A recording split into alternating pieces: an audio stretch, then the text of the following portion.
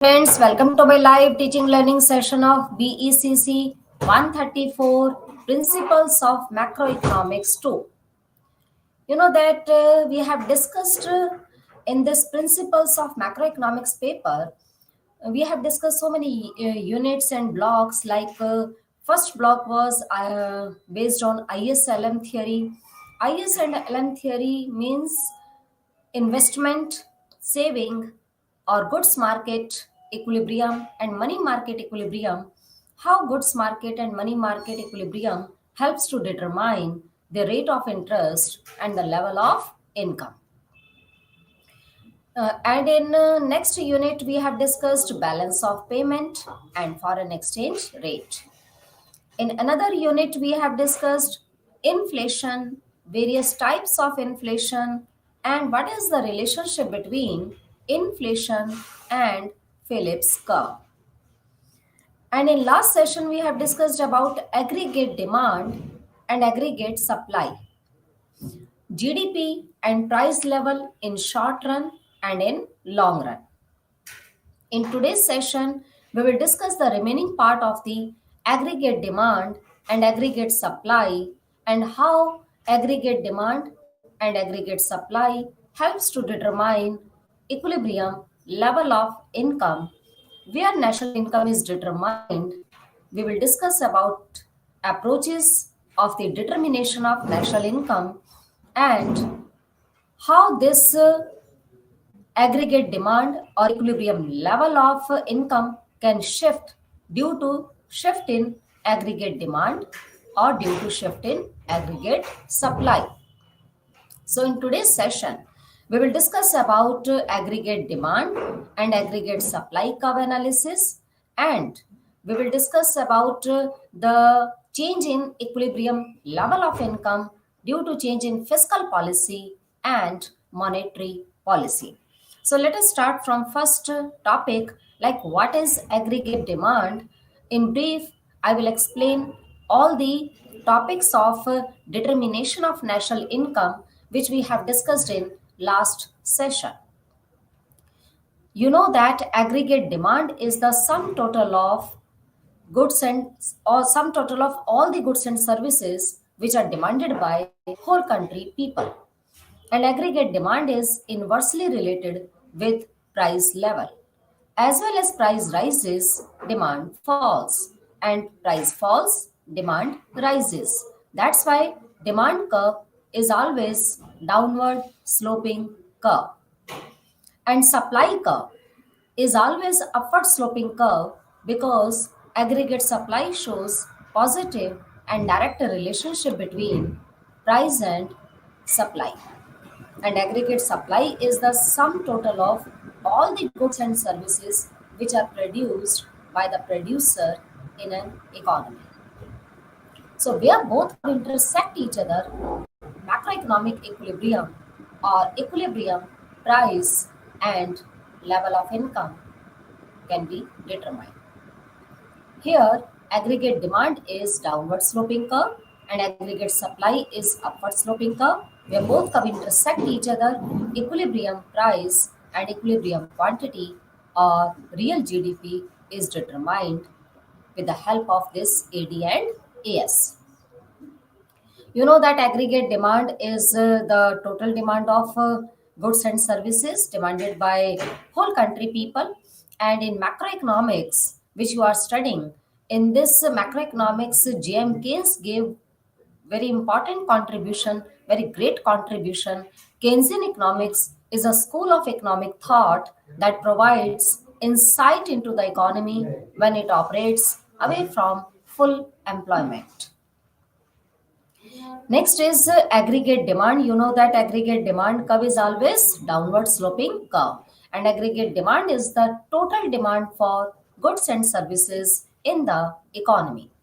And aggregate demand curve shows negative relationship between price and quantity demanded, or inverse relationship between aggregate output or aggregate income and the price level. When price is P2, income is less or Y2. As well as price falls, income will rise. It means this curve slope always downward from left to right. So this is aggregate demand curve.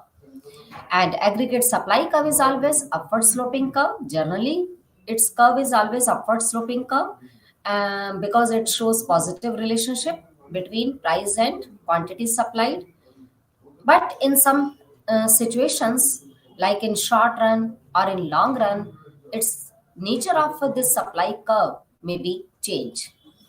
According to J.M. Keynes, in short run, aggregate supply curve remains always horizontal or parallel to the x-axis, but according to classical economics, aggregate supply curve in long run remains always vertical parallel to the y-axis. This horizontal shape of SRAS curve is according to Keynes, and vertical LRAS curve which shows long run aggregate supply curve according to classical thinkers or classical economists. So generally aggregate supply curve shows positive or direct relationship between price and supply. When price rises, price falls, supply falls. And if there is any shift in aggregate supply, that is called supply shocks or shift in supply. If there is any shift in aggregate demand, then it will be called demand shocks. So aggregate supply can be changed either to the right hand side or left hand side. Same as aggregate demand can also shift either to the right hand side or left hand side. If there is a shift in aggregate demand, it will be called demand shocks. And if there is a shift in aggregate supply, it will be called supply shocks.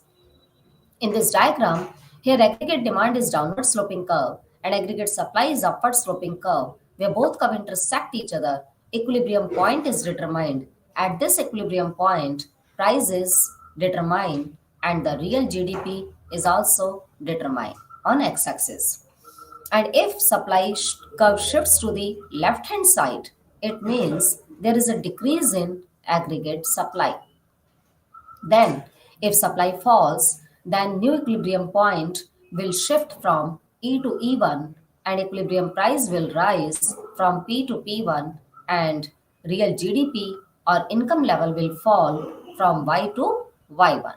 So this is the impact of a shift in aggregate supply curve, and this shift is leftward shift. If supply curve shifts leftward, then price will rise, income will fall, and vice versa. If supply curve shifts right hand side, then price will fall and income will rise. Next is aggregate demand and aggregate supply, both curve where both curve intersect each other, equilibrium price and equilibrium quantity can be determined. So this is the macroeconomic equilibrium. Next is aggregate demand and aggregate supply. This SRAS curve is short run aggregate supply curve, and AD is aggregate demand curve. And where both curve intersect each other, we can determine the equilibrium price and the equilibrium level of output.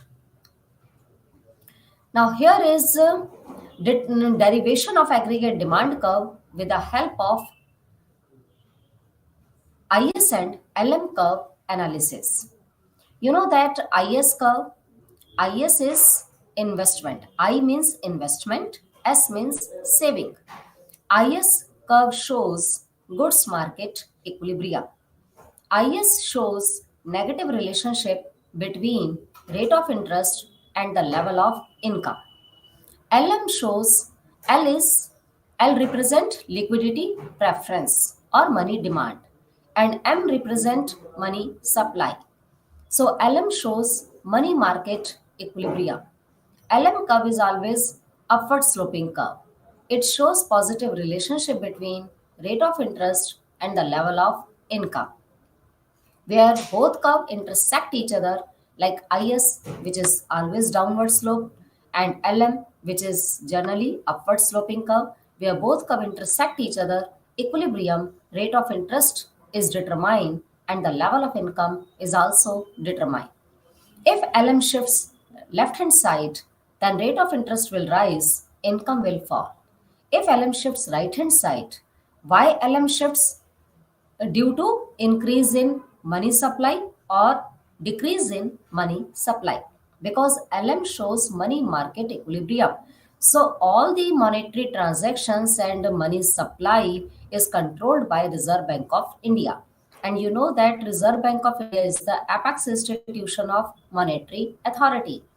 When money supply increases by Reserve Bank of India, then LM curve will shift to the right hand side.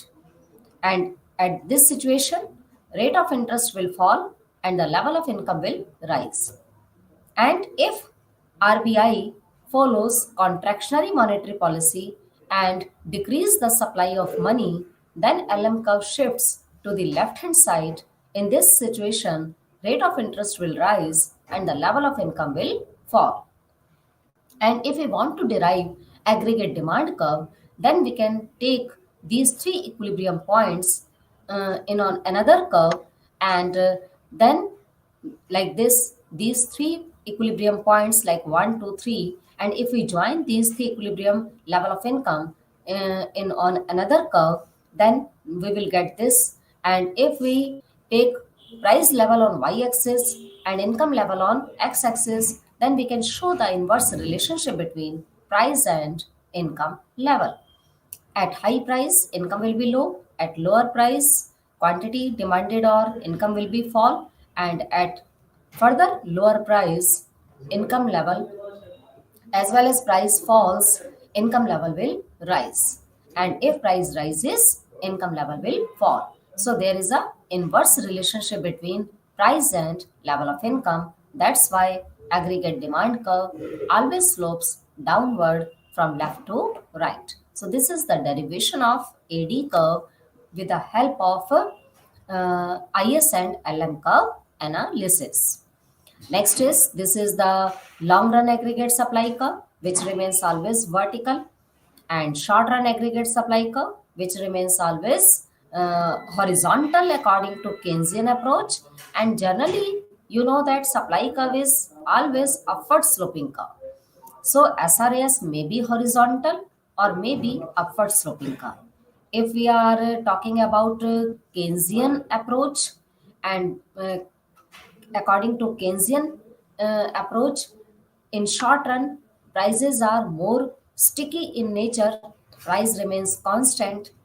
That's why supply will remain always, the supply curve will remain always horizontal. In this case, price remains constant, quantity of output can change or level of income can be changed, but price will not change in short run. But according to classical approach, in long run, prices are more flexible in nature, so prices can change, but due to achievement of full employment, income level, output level, and employment level will not change. That's why LRAS curve is always vertical curve, which is parallel to the y-axis, which shows that we have achieved full employment level, and at this full employment level nothing can increase, employment can't increase, income can't increase, and level of output can't increase. Only due to increase in demand, only price will rise, nothing will rise. That's why LRAS is always vertical curve. Here, three diagrams we have drawn. Like one is aggregate demand curve. That is, aggregate demand is downward sloping curve. SRAS curve is upward sloping curve, and LRAS curve is vertical curve, where both curve intersect each other. Equilibrium, price, and level of output can be determined. So short run supply curve shows the relationship between output supplied and inflation. Next is LRAS curve. LRAS curve is vertical. SRAS curve is upward sloping curve. Aggregate demand is downward sloping curve. If there is any change in aggregate demand curve, then demand curve will shift to the right hand side, and due to shift in right hand side, price will rise. If demand rises, price will rise. If demand falls, price will fall. So aggregate demand curve can shift either to the right hand side or left hand side. Why this aggregate demand curve shifts? It has so many reasons. You know that if price remains constant and other factors are more effective, like if income of the consumer rises, then demand curve will shift to the right hand side. If size of population increases, then demand will rise and curve will shift to the right hand side. If government follows expansionary fiscal policy, first of all, you must have to understand what is fiscal policy. Fiscal policy is that policy which is made by government. And the main tools or instrument of fiscal policy are number one is public revenue, number two is public expenditure, number three is public debt, and number four is budget. You know that public revenue, government collect revenues through public by taxation. Government impose taxes, different types of taxes like direct tax and indirect tax. Direct taxes are those taxes which can't be shiftable, and the burden of direct taxes falls on same person who are paying that tax.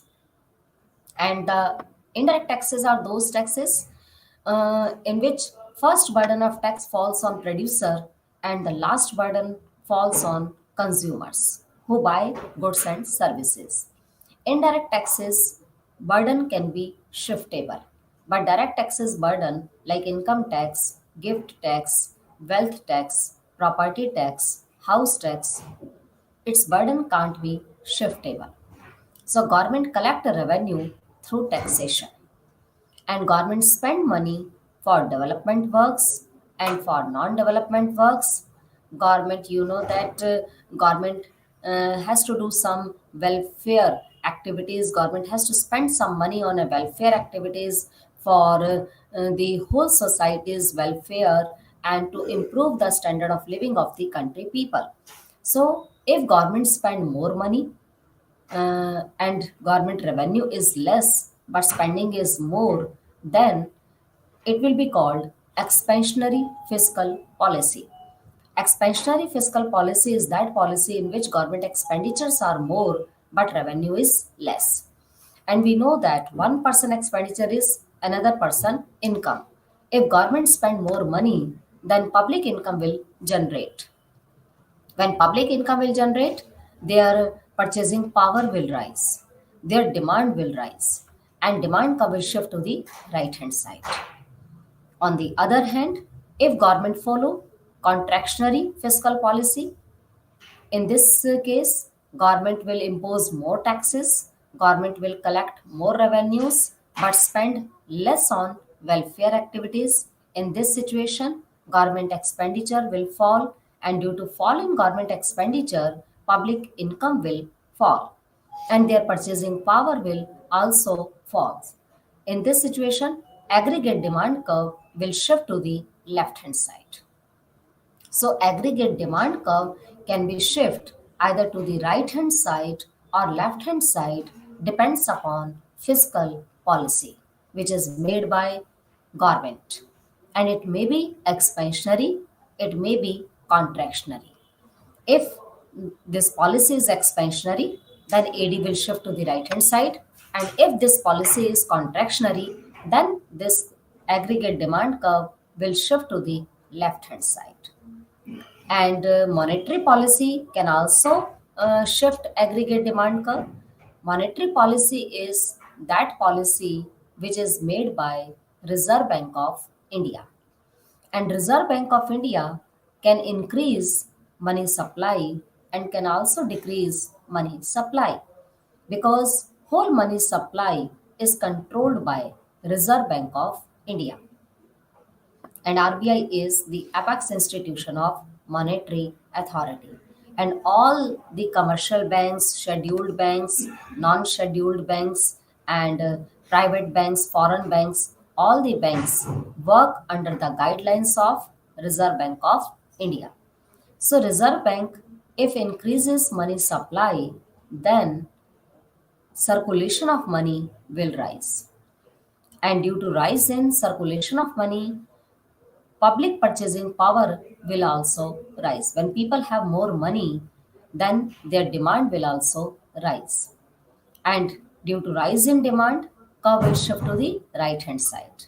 And if RBI follows contractionary monetary policy, if RBI cut credit creation or increase the CRR, cash reserve ratio, or bank rate and SLR. If RBI follows contractionary monetary policy, then money supply will decrease, and due to decrease in money supply, purchasing power of the country people will also decrease because they have less money to buy. In this case, AD curve will shift to the left hand side. So we know that general causes or general factors of shift in demand are like income of the consumer, price of related goods, taste and preferences, future expectation, size of population, and climate and income distribution, and uh, some other factors are also, but monetary policy and fiscal policy, these two policies mainly affects aggregate demand and aggregate supply. So aggregate demand can shift right hand side or left hand side due to change in fiscal policy and due to change in monetary policy. In case of expansionary fiscal policy and expansionary monetary policy, AD curve will shift to the right hand side. And if government follows contractionary fiscal policy and RBI also follow contractionary monetary policy, then aggregate demand will fall and curve will shift to the left hand side. So these are the main causes of shift in aggregate demand, which is called aggregate demand shocks. And in this diagram, here LRAS curve is vertical, aggregate supply is upward sloping curve. First AD curve is this AD. Here, this is the first equilibrium point. AD curve shifts to the right hand side, then new equilibrium point will change. If we take this equilibrium point where AD and SRAS curve intersect each other, then equilibrium price will rise and quantity will also or income will also rise. And if we take the equilibrium of LRAS and AD1, then price will rise again, but aggregate output will remain constant because LRAS is vertical. In this situation, output will not change, income will not change, only price will change. But if we are taking equilibrium through SRAS curve and AD1 curve, then equilibrium price will increase and quantity will also increase. Next is, and aggregate demand curve can shift or aggregate demand may be increased, may be decreased. We have discussed about all these points that aggregate demand may increase due to increase in income of the consumer, due to increase in government expenditures, due to increase in money supply, and the same if we take reverse situation or opposite situation, then aggregate demand may fall also. Next is why aggregate demand might shift. Aggregate demand can be shift due to change in consumption expenditure, investment expenditure, government expenditure, and net export. Here C is consumption and I is investment expenditure, G is government spending, and NX is net export. You know that aggregate demand always shifts due to change in other factors, keeping price constant. And if other things are most effective factors but price will remain same, then AD curve can shift to the right hand side or left hand side. So if there is a change in consumption expenditure, if we are spending more money on consumption of goods and services, then AD will shift to the right hand side. If consumption expenditure falls, AD will shift to the left hand side. If investment expenditure increases, then AD will shift to the right hand side and vice versa. If government spending increases, like fiscal policy is expansionary, then obviously purchasing power of the country people will rise and AD will shift to the right hand side and vice versa. And next is net export. If we are exporting more goods, then country's income will rise, more foreign exchange will come in our country, and we can buy more products, then aggregate demand curve will shift to the right hand side. So these are the main causes of aggregate demand shocks or shift in aggregate demand curve. And aggregate demand is the sum total of C plus I plus G plus NX. This is called four sectors economy. In a four sector economy, we can take four components of aggregate demand. Aggregate demand maybe has two components, three components, or four components. Depends upon we are talking about which type of economy. Like if we are talking about only two sector economy, then we will take the two components of aggregate demand like C and I. And if we are talking about a three sector economy, then we will take three components of aggregate demand like C, I, and G. And if we take four sector economy, then C plus I plus G plus NX. These are the components of aggregate demand in a four sector economy. Next is aggregate demand curve. This is the moment. If we are showing these arrows on AD curve, in this case, AD curve can move upward or downward, but curve will not shift to the right hand side or left hand side. So if we show on the same demand curve upward movement and downward movement, that is called movement along the aggregate demand curve. And aggregate demand curve can move due to change in only price level if other things or other factors remaining constant. If we assume that other factors are constant, only price is most effective factor, then due to rise in price, demand will fall and it will show upward movement, that is contraction of aggregate demand. And if we take a lower price, if price falls, then demand will rise and it will be shown by downward movement or downward arrow, which is showing that here is expansion of aggregate demand. If aggregate demand uh, is expansionary, then movement will be downward. And if aggregate demand is contractionary, then movement will be upward. Because upward movement is showing that price is rising. And you know that when price rises, demand falls. And if price falls, demand rises, it will be shown by downward movement, that is called expansion of aggregate demand. So movement along the demand curve in this situation, it occurs due to change in only price, other things remaining constant. If other things will not change, only price will change, then demand curve will remain same. We can show expansion of aggregate demand and contraction of aggregate demand with the help of this arrow or movement.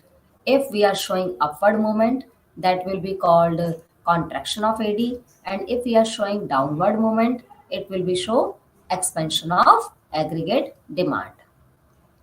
Next is aggregate demand curve shifts can be shift right hand side or left hand side, but price will remain constant. Only demand curve will shift or income level will rise, but there will be not any change occur in price level. Next is aggregate supply curve can also shift to the right hand side or left hand side.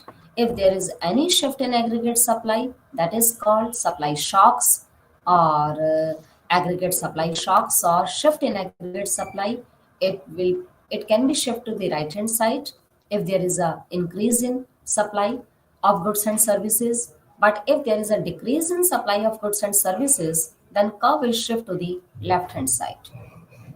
And why aggregate supply curve shifts? It has also so many reasons. Like if there is a lower cost of production, then producer will encourage to produce more because cost of production is less. Then producer can earn more profit and producer can produce more at minimum cost. You know that each and every producer want to gain maximum profit at minimum cost. If cost is minimized, then producer will encourage to produce more goods and services. In this situation, aggregate supply will rise and curve will shift to the right hand side. And if aggregate supply falls, then curve will shift to the left hand side. If there is a huge cost of production exist in an economy, then producer's profit motive will fall and producer will produce less goods and services. In this situation, aggregate supply curve will shift to the left hand side. And if government impose more taxes on producer and provide less subsidies, then producer will discourage and production will fall and curve will shift to the left hand side. And if, on the other hand, government impose less taxes on producer and provide more subsidies, then producer will encourage to produce more goods and services. In this situation, supply curve will shift to the right hand side.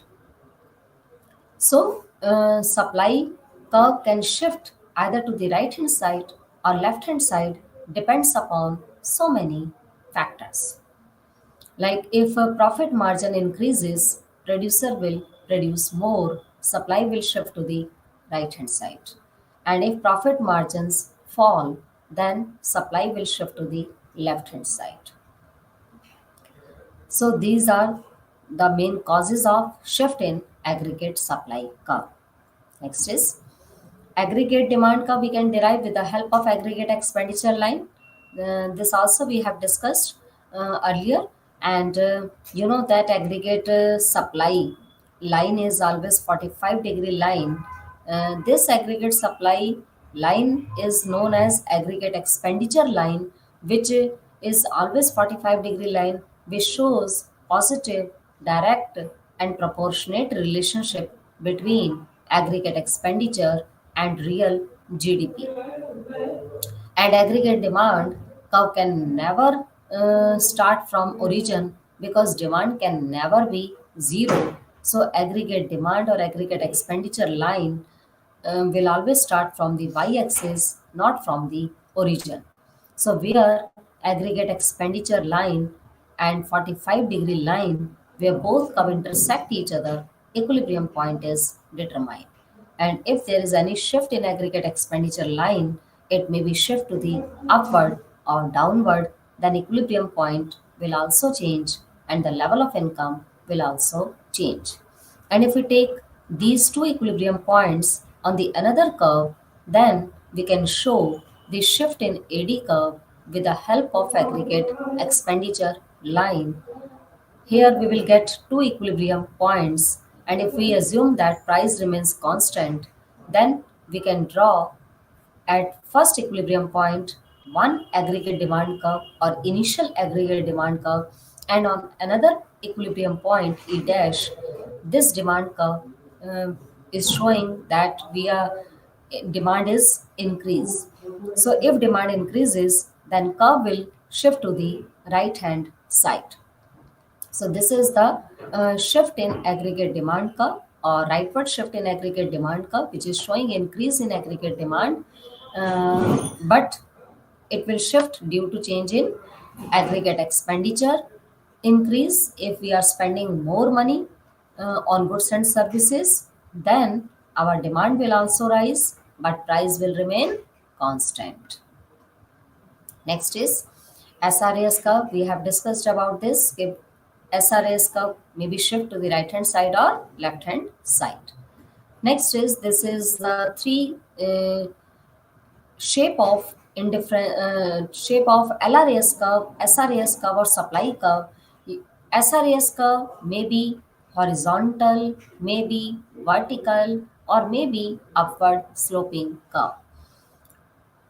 According to Keynesian approach, in very short period, SRAS curve will be horizontal line. Generally, SRAS curve is upward sloping curve. And according to classical approach, long run aggregate supply curve will always be a vertical line because in long run prices are more flexible in nature, but in very short run period prices are more sticky in nature, but in generally we can show direct and positive relationship between price and supply, so supply curve will be upward sloping curve. Now next is in long run aggregate supply is vertical, and how equilibrium point we can achieve. Equilibrium point can be achieved where aggregate demand curve, which is always downward sloping curve, and aggregate supply curve, which is always upward sloping curve, LRAS is always vertical shape curve, where LRAS curve intersects AD curve. Equilibrium point will be determined. At this equilibrium point, price will be P1 and income will be Y1. And here, short run aggregate supply curve. First of all, we will draw LRAS curve, then aggregate demand curve and SRAS curve. 1. Here is the equilibrium point. Price is P1 and income is Y1. And if aggregate supply, short run aggregate supply curve shifts to the left hand side, then SRS2 and AD, where both curve intersect each other, new equilibrium point will be determined. At this equilibrium point, price will rise and income or output level will fall. Next is, this is the shift in LRAS curve. LRAS curve may be shift to the right hand side or left hand side. Same as SRAS curve can also shift to the right hand side or left hand side, and AD curve can be shift to the right hand side or left hand side. And we can show different equilibrium level of price and different equilibrium level of income with the help of this shift in aggregate demand and aggregate supply curve. It is a dynamic aggregate demand and aggregate supply model. Here, aggregate supply LRAS1 is initial long run supply curve, and aggregate demand 1 is first or initial aggregate demand, and SRAS1 is also first or initial aggregate supply curve. Where all these three curves intersect each other, equilibrium point A is determined and price level is determined 100. If all these curves shifts to the right hand side or show increase in all these curves, then LRAS curve will shift to the right hand side, same as SRAS curve will shift to the right hand side by the same proportion, and AD curve will also shift to the right hand side by the same proportion. Then what will happen? In this situation, if all these curve shifts to the right hand side and by the same proportion, in this situation, price will remain constant, only output level or real GDP will rise. And here equilibrium point shifts from A to B, but price remains 100, same, but output level will increase from $1,000 to $1,030. So this is the dynamic model of aggregate demand and supply. Next is expansionary and contractionary fiscal policy. You know that fiscal policy may be expansionary and may be contractionary. If government expenditure increases, then it will be called expansionary fiscal policy. Taxes must be decreased and transfer payments must increase. In this situation, AD curve will shift to the right hand side and new equilibrium point will be shift from E to E dash, and price will rise and income will also rise. Next is shift caused by an increase in government purchases. If government purchases increases, then aggregate demand curve will shift to the right hand side, and at this point here we are taking only SRAS curve and AD curve. Here First equilibrium point is this, and price level is P1, income level is Y1. If AD shifts due to increase in government purchases or government expenditure, then price and income both will rise. Next is this is the shift in aggregate supply curve, shift caused by increase in nominal wage in the long run. Here, same as AD curve is downward sloping curve, LRAS curve is vertical, SRAS curve is first or initial supply curve. If supply curve shifts to the left hand side, then we can show uh, inflationary gap. Inflationary gap is a situation when price rises. If potential GDP is less and actual GDP is more, then inflationary gap will occur. And if potential GDP is more and actual GDP is less, then recessionary gap will arise. So, in today's session, we have and money demand money market curve. We can derive aggregate demand curve with the help of money market equilibrium. This is money supply curve vertical, money demand is downward sloping curve. If we take these two draw aggregate demand curve. So in case of monetary policy or in case of fiscal policy, both are responsible for aggregate demand shocks, and both are responsible for shocks which exist in aggregate demand and aggregate supply. So in today's session we have discussed about aggregate demand, aggregate supply, and shift in equilibrium level of income and output to change in fiscal and monetary policy. Thank you.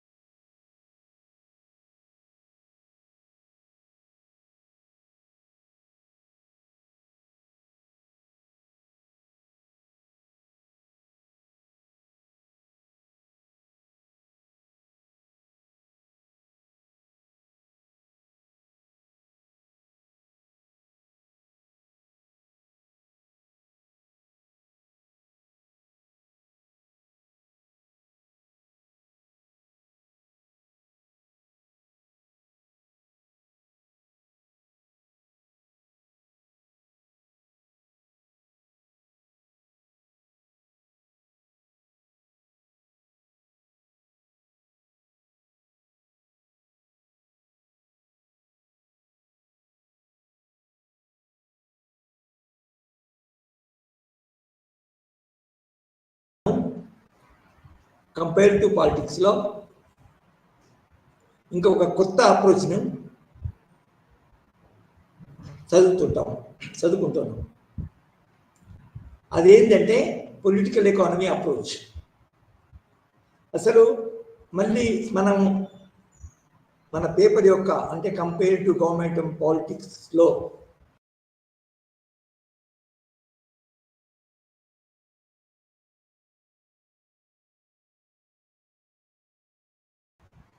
విధానం, ఎందుకంటే అది చదవడం వల్ల, ఆ పద్ధతిలో చదవడం వల్ల ఏ political system, ఏ సమాజము, ఏ వ్యవస్థ బాగా పనిచేస్తుంది, ఏ వ్యవస్థ బాగా పనిచేయడం లేదు. ఒక వ్యవస్థలో ఆ వ్యవస్థ సమాజము యొక్క లక్షణాలు, సామాజిక నాయకత్వం యొక్క లక్షణాలు నెరవేరుతున్నాయి. ఏ వ్యవస్థలో సామాజిక లక్ష్యాలు, తర్వాత ప్రజల యొక్క అభిష్టాలు, ప్రజల యొక్క సంక్షేమము నెరవేరడం లేదు. ఎందుకు నెరవేరడం లేదు? ఇది మనం సామాన్యంగా అసలు మన స్వభావసిద్ధంగా ఎప్పటికీ పోల్చుకుంటాం. అంటే పోల్చుకుంటామంటే పూర్తిగా బాగా పనిచేసే మంచి ఫలితాలను ఇచ్చేదాన్ని పూర్తిగా పొగడము, ఎత్తుకోవడం కాకుండా అది ఎందుకు బాగుంది, ఇది ఎందుకు బాగలేదు అని మనకి పూర్తి ఒక సైంటిఫిక్ శాస్త్రీయమైన మన పరిజ్ఞానం, శాస్త్రీయమైన దృక్పథం రావడానికి. సో అది మనకి కంపేరిటివ్ పాలిటిక్స్లో. ఉదాహరణకి మనకి యూరోపియన్ సిస్టంలో, యూరోపియన్ కంట్రీస్లో వాళ్ళ కాంటెక్స్ వేరనుకోండి, కానీ అక్కడ సిస్టమ్లు పనిచేసే విధానం ఎట్లా ఉంది. తర్వాత ఇక్కడ మన ఇది చాలా కాలము, శతాబ్దాల కాలము వలసలుగా ఉన్న దేశాలు, అందులో వ్యవస్థలు ఏ విధంగా పనిచేస్తున్నాయి అనేది పోల్చి చూసినప్పుడు అక్కడి యొక్క వ్యవస్థల యొక్క పరిస్థితులు ఏంటి, వాటి చుట్టుపక్కల ఉన్న పరిస్థితులు ఏంటి, వాతావరణం ఏంటి, అటువంటి వాతావరణం మనం కూడా ఏ విధంగా డెవలప్ చేసుకొని మన వ్యవస్థలు కూడా ఆ విధంగా పనిచేయడానికి ప్రయత్నం. ఇది కంపేరిటివ్ పాలిటిక్స్ యొక్క ముఖ్య లక్షణం అని మనం తెలుసుకుంటాం. ఒక శాస్త్రీయ దృక్పథం మనకు రావడం జరుగుతుంది. అందులో ముఖ్యంగా మనము అప్రోచెస్ అంటే ఇక్కడ కంపేర్ చేసినప్పుడు సామాన్యంగా ఒక దేశము అందులోని వ్యవస్థలు ఇంకొక దేశంలోని వ్యవస్థలు చేసినప్పుడు సామాన్యంగా చాలా డెవలప్ అయిన దేశాలకు అసలే డెవలప్ కాని దేశాలకి పోలిక ఉండదు. కాబట్టి అట్లా పోల్చడం కూడా తప్ప. ఎందుకంటే చాలా డెవలప్ అయిన దేశాలు ఎలాగో మనకి చదవకున్నా కూడా అందులో డెవలప్మెంట్ అయినదని తెలుసు, ఇక్కడ డెవలప్మెంట్ కాలేదని తెలుసు. కాబట్టి సామాన్యంగా ఎటువంటి దేశాలు అందులోని వ్యవస్థలను పోల్చుతారంటే ఒకే కేటగిరీకి సంబంధించిన దేశాలు వాటిలో ఉన్న వ్యవస్థలను పోల్చుతారు. ఉదాహరణకి సామాన్యంగా యూరోపియన్ కంట్రీస్, యూకే, స్పెయిన్, మన ఇటలీ, స్పెయిన్, జర్మనీ, తర్వాత జపాన్. ఏషియాలో ఉన్నా కూడా జపాన్ కూడా పెద్ద డెవలప్ కంట్రీ అన్నాడు. కంట్రీని మనము పోల్చుతాము. కొంచెం డెవలప్డ్ కంట్రీస్ అంటే అన్ని డెవలప్డ్ కంట్రీస్ అంటే దాని అర్థం ఏంటంటే అక్కడిని చాలా మోడర్నైజేషన్ రావడము, తర్వాత ఆధునిక మన సైన్స్ అండ్ టెక్నాలజీని ఉపయోగించి వాళ్ళు అందులో ఉత్పత్తి విధానంలో, ఇండస్ట్రీలో, అగ్రికల్చర్లో దాన్ని ఉపయోగించి చాలా డెవలప్ అయ్యారు. తర్వాత అక్కడ క్యాపిటలిస్ట్ డెవలప్ కావడం వల్ల వాళ్ళకి సరిపోయిన ఉత్పత్తులనే కాకుండా వేరే దేశాలకు కూడా అవసరం కొద్దీ వాళ్ళు పంపిణీ చేయడము, ఎగుమతి చేయడం జరుగుతుంది. అవి డెవలప్ కంట్రీస్. అయితే ఆ డెవలప్డ్ కంట్రీస్ల మధ్యన పోలిక ఉంది కాబట్టి మనం పోలుస్తాం. కొన్ని ఏమేమి భేదాలు ఉన్నాయి, ఏమేమి మన సిమిలారిటీస్ ఉన్నాయి. అదేవిధంగా ఇంకొక కేటగిరీకి సంబంధించిన దేశాలు వాటిని కూడా పోలుస్తాం. ఒక రీజన్ ఉంటుంది ఎందుకు పోలుస్తున్నాం అనే రీజన్. ఎందుకంటే ఒకే కేటగిరీలో అన్నా కూడా అందులో భేదాలు ఏంటి, ఆ సమాన కేటగిరీలో ఉన్నా కూడా భేదాలు ఏంటి అనేది చేస్తాం. అంటే మనం సామాన్యంగా పోలిక ఎప్పుడు వస్తుందంటే ఒకే కేటగిరీకి చెందిన దేశాల మధ్యన పోలిక అనేది జరుగుతుంది. పోలిక చేయడం వల్ల మనకి ఇంకా సూక్ష్మమైన శాస్త్రీయమైన మన దృక్పథం రావడానికి అవసరం. అయితే మనం సామాన్యంగా ఈ ముఖ్యంగా మనం ఏం చదువుకున్నాము, ఇందులో అప్రోచెస్ అంటే ఒకే కేటగిరీలో ఉన్న వ్యవస్థలు ఏవైతే ఉన్నాయో వాటిని ముందు ఇన్స్టిట్యూషనల్ అప్రోచ్ అని ఎవరైతే మొట్టమొదటి నుంచి అరిస్టాటిల్ నుంచి మ్యాకియావెల్లీ నుంచి ఎవరైతే మన రాజకీయ వ్యవస్థలను పోల్చారో, ఎందుకు పోల్చారో మనం చదువుకున్నాము. అదేవిధంగా కంపేరిటివ్ అప్రోచ్లో అయితే అందులో ముఖ్యంగా మనము మొట్టమొదటి అప్రోచ్ వ్యవస్థలను పోల్చడం, సిస్టమ్స్ అప్రోచ్ అనేది మొట్టమొదలు ఇన్స్టిట్యూషనల్ అప్రోచ్ అనేది మొట్టమొదలు చదువుకున్నాం. ఆ ఇన్స్టిట్యూషనల్ అప్రోచ్లో ముఖ్యంగా ఏంటంటే ఒక యాంత్రిక అధ్యయనం మాత్రమే ఈ చేశారు.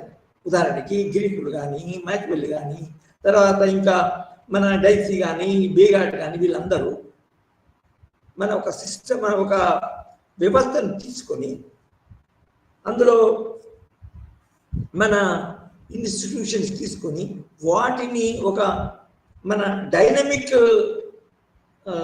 అప్రోచ్తో కాకుండా, అంటే అవి ఏ విధంగా వాస్తవ పరిస్థితులలో పనిచేస్తాయి అనే దాని మీద ఫోకస్ చేయకుండా వాటి పలానా ఇన్స్టిట్యూషన్ ఉంటే పలానా ఫలితాలు రావడానికి అవకాశం ఉంటుంది అనే విధంగా. ఎందుకంటే ఇప్పుడు రాజరికం ఉందనుకోండి, రాజరిక వ్యవస్థ అన్ని సందర్భాలలో అన్ని దేశాలలో ఒకే విధంగా పనిచేయదు. ఉదాహరణకి రాజరికాలలో మనకి మన ఫ్రాన్స్ కనుక తీసుకుంటే ఫ్రాన్స్లో మన అనేక రాజులు వచ్చారు, కానీ వివిధ రాజులు వివిధ రకాలైన వంశాలు మరి దానికి వర్తాలు వివిధ విధాలుగా పనిచేశారు. కానీ లాస్ట్కి ఫ్రెంచ్ రెవల్యూషన్ వచ్చే ముందు లూయిస్ అనే రాజు తన యొక్క ఆదాయాదంతా సంపదనంతా యుద్ధాలకే పెట్టేశాడు. దానివల్ల రాజరికం వల్ల నష్టాలేంటి, రాజరికం వల్ల ఎటువంటి విధ్వంసాలు వస్తాయని దానికి మనకు తెలిసిపోయింది. ఏ విధంగా ప్రజలు దానికి వ్యతిరేకించి కొందరి మన విజ్ఞానులు, తర్వాత సిద్ధాంత మన మంచి రివల్యూషనరీ సిద్ధాంతాల ప్రభావితమే అక్కడ ప్రజలు ఫ్రెంచ్ రివల్యూషన్ తీసుకొచ్చారు అనేది మనకి తెలిసింది. అదేవిధంగా డెమోక్రాటిక్ అంటే ప్రజాస్వామ్య అవి కూడా నిజానికి అన్నీ మనం యాంత్రికంగా చదివితే అంటే ఇది మనం ఇప్పుడే మెన్షన్ చేసింది ఏంటంటే ఒక రాజు లూయిస్ 14th or 16th అనే రాజు తన యొక్క సంపదను యుద్ధాలకు పెట్టాడు కాబట్టి ప్రజల యొక్క సంక్షేమాన్ని అతను మంచి పరిగణలోకి తీసుకోలేదు. ప్రజలందరూ ఏ విధంగా యుద్ధాల వల్ల నష్టం వస్తే ఆ నష్టాలని వాళ్ళు భరించొద్దని ఆ విధంగా అతను ఆలోచించలేదు. కానీ అట్లా ఆలోచించుకుంటే అటువంటి బిహేవియర్ అనేది మనము డైనమిక్గా చదవాలా. బిహేవియర్, వాటి యొక్క బిహేవియర్ ఎట్లా ఉంటుంది, రాజరికం కానీ ప్రజాస్వామ్యం కానీ తర్వాత అలిగార్కి కానీ ఎటువంటి పరిపాలన విధానాలైనా కూడా అవి యాక్చువల్ బిహేవియర్లో ఎట్లా ఉంటాయి అనేది మనం అధ్యయనం చేయవలసి ఉంటుంది అనే పద్ధతిలో కొందరు లేటర్గా మోడర్న్గా సిస్టమ్స్ అప్రోచ్ అనే దాన్ని తీసుకొచ్చారు. సిస్టమ్స్ అప్రోచ్ అంటే సిస్టమ్ అంటే ఏంటి, పద్ధతి అదొకటి. మళ్ళీ సిస్టమ్ యొక్క ఏ విధంగా సిస్టమ్ యొక్క వ్యవస్థలు ఏ విధంగా ప్రవర్తిస్తాయి, తర్వాత సిస్టమ్స్ ఒక రాజనీతి వ్యవస్థ మరియు ప్రజల యొక్క సంక్షేమం కొరకు, ప్రజల యొక్క రక్షణ కొరకు, ప్రజల యొక్క అభివృద్ధి కొరకు పనిచేసినప్పుడు వాటి మధ్య రాజకీయ వ్యవస్థలు మరియు ప్రజలు అనేక రూపాల్లో వ్యక్తిగతంగా, గ్రూపులుగా, పార్టీలుగా, ప్రెషర్ గ్రూప్స్గా ఏ విధంగా ఆ యొక్క వ్యవస్థలతో మెదులుతారో, వ్యవస్థలకు ఇంటరాక్ట్ అవుతారో, వ్యవస్థలకు స్పందిస్తారు. సో డైనమిక్స్ అనేది చదవాలని ఈ సిస్టమ్స్ అప్రోచ్ చెప్తుంటారు. ఈ యాంత్రికీకరణ అది ఇన్స్టిట్యూషన్ అప్రోచ్. ఇదివరకు అరిస్టాటిల్ ఇటువంటి వాళ్ళు అది చదివితే బాగుండదు అనే విధంగా వీళ్ళు ఒక కొత్తగా సిస్టమ్స్ అప్రోచ్ తీసుకొచ్చారు. సిస్టమ్స్ అప్రోచ్, సిస్టమ్స్ అనాలిసిస్ అని మనం చదువుకున్నాము. అందులో ముఖ్యమైన ఉప మార్గాలు, ఉప పద్ధతులు, ఉప విధానాలు, సబ్ అప్రోచ్ అంటే దాని నుంచి పుట్టినదే అప్రోచ్ ఏంటంటే మన ఇది input output analysis. Input systems approach అంటే సిస్టమ్ ఉన్నప్పుడు ఇన్పుట్స్ అనేటివి ప్రజల యొక్క డిమాండ్స్, ప్రజల యొక్క కోరికలు, ప్రజలు మన ప్రెషర్స్ తీసుకురావడము, ప్రజలు ప్రొటెస్ట్ కావడము, వీటన్నిటిని ఇన్పుట్ ఆఫ్ ద సిస్టమ్ అంటారు. ఆ సిస్టమ్కి ఈ ఇన్పుట్స్కి సిస్టమ్ స్పందించి మళ్ళీ ఆ సిస్టమ్స్కి ఏ విధంగా ఆ సమస్యలకి పరిష్కరించే విధంగా మళ్ళా అవుట్పుట్స్ అంటే తగిన పరిష్కారాలు, తగిన పద్ధతులు, తగిన విధానాలు, పాతవి ఉంటే పాతవి కాకుండా కొత్తవి ప్రవేశపెట్టి ఆ ఇన్పుట్ అనుకూలంగా కొత్తగా ప్రవేశపెట్టి ఆ ఇన్పుట్స్లో ఉన్న చెప్పబడిన ఇది ప్రదర్శింపబడిన అవైతే ఉన్నాయో ఆ వాటికి అనుకూలంగా అవుట్పుట్స్ వస్తాయి. ఈ విధంగా ఇన్పుట్ అయితే సిస్టమ్ ఏ విధంగా పనిచేస్తుంది ఈ సిస్టమ్స్ అప్రోచ్లో ముందుగా డేవిడ్ స్టర్న్ అనేవాడు దానికి సరిపడినాడు. అంటే ఇక్కడ ఫస్ట్లో మనం ఇప్పుడే చెప్పుకున్నాం కదా, డైనమిక్ ఇన్పుట్స్ ఎట్లా ఉన్నాయి, అవుట్పుట్స్ ఎట్లా ఉన్నాయి. సిస్టంలో సిస్టమ్ అంటే ఏంటి అంటే ఒక ఆర్డర్, ఏ ఆర్డర్లో అయితే ప్రతి ఆర్డర్లో ప్రతి మన సిస్టంలో నిజానికి కొన్ని పార్ట్స్ ఉంటాయి. ఆ పార్ట్స్ అన్నిటికి మధ్యన ఇంటిగ్రేటెడ్ ఒక నిజానికి సత్సంబంధం కలిగి ఉంటే ఆ సిస్టమ్స్లో అన్ని పనులు చేస్తేనే ఆ సిస్టమ్ పనిచేస్తాయి. పార్ట్స్ అన్నిటికి సిస్టమ్కి సంబంధం, ఇటువంటి సంబంధం ఉంటుంది. అన్ని పార్ట్స్ పనిచేస్తేనే ఆ సిస్టమ్ అనేది, ఆ సిస్టమ్ యొక్క లక్ష్యం అనేది నెరవేరుస్తారు. సో ఈ విధంగా ఫస్ట్ డివైడ్ ఇస్తున్నాడు సిస్టమ్స్ ఇన్పుట్ అవుట్పుట్. దాని తర్వాత దాన్ని కొంచెం మారుస్తూ గేబ్రియల్ ఆల్మండ్ ఏమన్నాడు అని తీసుకొచ్చాడు స్ట్రక్చరల్ ఫంక్షనల్ అప్రోచ్. అతని యొక్క పద్ధతి, అతని యొక్క ఉద్దేశం ఏంటంటే ప్రతి వ్యవస్థ ఒక స్ట్రక్చర్ని కలిగి ఉంటుంది. ఆ స్ట్రక్చరు కొన్ని ఫంక్షన్స్ నెరవేరుస్తుంది. అయితే ఒక సిస్టము ఏ విధంగా ఎటువంటి స్ట్రక్చర్ ఉంది, తర్వాత ఎటువంటి ఫంక్షన్స్ని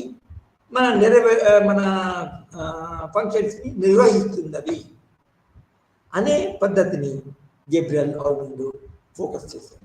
దానికి పెద్దగా దీని యొక్క సిస్టమ్స్ అప్రోచ్ యొక్క పద్ధతులు ఇవి ఏంటి, ముందుగా చదువుకున్నట్టు ఇన్పుట్ అవుట్పుట్ అనాలిసిస్ ఒకటి, తర్వాత ఇది స్ట్రక్చరల్ ఫంక్షనల్ అప్రోచ్ ఒకటి. Input output analysis David stern అనేవాడు ఫాలో అయ్యాడు. తర్వాత స్ట్రక్చరల్ ఫంక్షనల్ గేబ్రియల్ ఆల్మండ్. అతని యొక్క పుస్తకం ఏంటంటే గేబ్రియల్ ఆల్మండ్ అనే పుస్తకము comparative development, comparative approach development comparative politics development approach అనే దాంట్లో అతను ఈ ఏంటది ఇది ఇన్పుట్ స్ట్రక్చరల్ ఫంక్షన్స్ అప్రోచ్ అనే పద్ధతిని అప్లై చేశాడు. సో ఈ స్ట్రక్చరల్ ఫంక్షన్ అప్రోచ్లో స్ట్రక్చర్ ఏంటి, దాని ఫంక్షన్ ఏంటి, ఏ విధంగా స్ట్రక్చర్ ఉంది, తర్వాత ఏ విధంగా ఫంక్షన్స్ నిర్వహిస్తుంది, ఈ అప్రోచ్ను దృష్టిలో ఉంచుకొని దాన్ని అప్లై చేస్తే దాన్ని స్ట్రక్చరల్ ఫంక్షనల్ అప్రోచ్ అని అంటాడు. సో ఈ విధంగా మన ఈ స్ట్రక్చరల్ ఫంక్షన్ మన ఇది సిస్టమ్స్ అప్రోచ్ సిస్టమ్ అనాలిసిస్ అనేది కంపేరిటివ్ పాలిటిక్స్లో మనం ఏ విధంగా అలా అప్లై చేశారో మనం చదువుకుంటాం. అయితే వీటన్నిటి ఈ అప్రోచ్ ఎక్కడ పెడతారు? ఈ సిస్టమ్స్ అనాలిసిస్ ఎక్కడ అప్లై చేస్తారు? ఒకే చారిత్రక, సాంస్కృతిక, భౌగోళిక బ్యాక్గ్రౌండ్ ఉన్న కంట్రీస్కి, పర్టికులర్గా డెవలపింగ్ కంట్రీస్కి.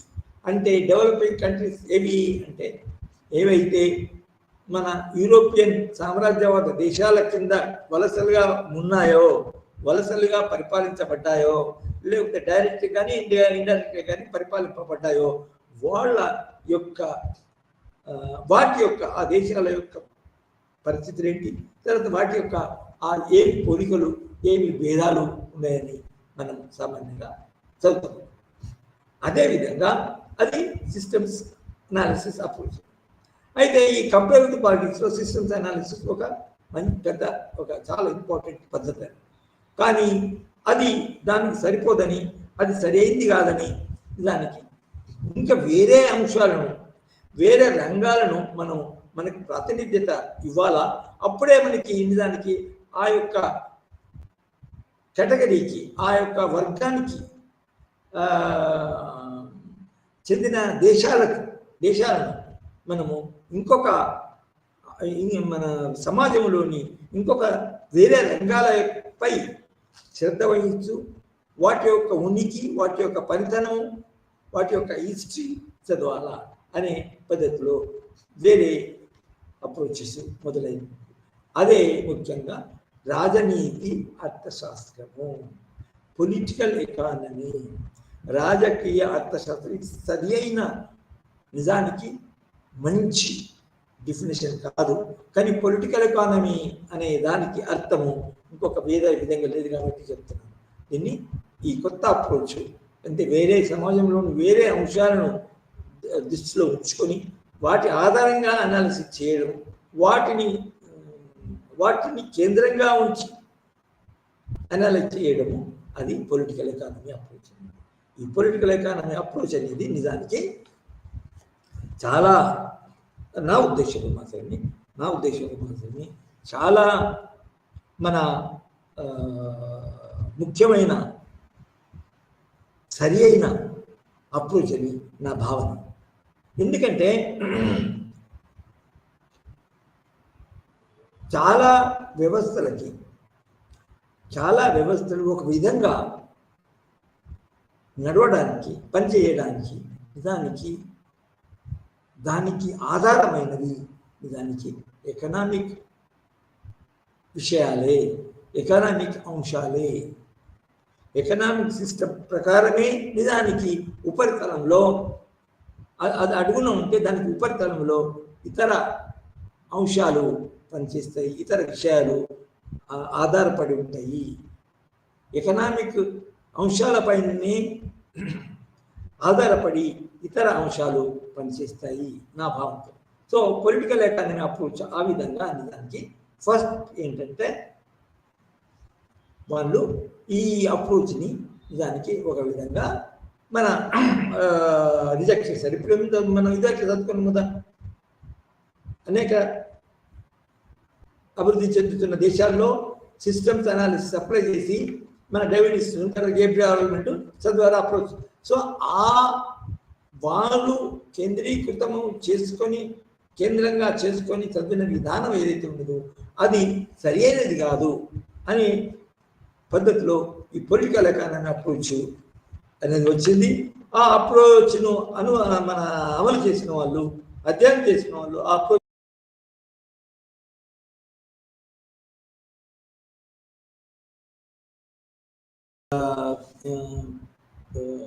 మన కాలంలో, ఆధునిక కాలంలో ఉన్నారు. So political economy approach. So ముఖ్యంగా మనం పొలిటికల్ ఎకానమీ అప్రోచ్ ఈ మన ధోరణా విధానంలో, కంపేరిటివ్ పాలిటిక్స్లో ఏ విధంగా అప్లై చేస్తారు అనే చూసే ముందు ఫస్ట్ పొలిటికల్ ఎకానమీ అంటే ఏంటి, దాని యొక్క నిర్వచనం ఏంటి,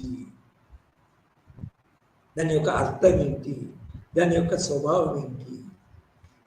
పొలిటికల్ ఎకానమీ అంటే ఏంటి అంటే దాని వెనుక ఉన్న ముఖ్యమైన ఇది ఏంటంటే సమాజంలో ఆర్థిక రంగము మరియు రాజకీయ రంగము మధ్యన చాలా సన్నిహిత సంబంధము ఉంటుంది. ఆ సంబంధం ఉంటుంది అనడమే, ఆ దృక్పథమే political economy. What is the definition? ఎట్లా నిర్వచిస్తాము?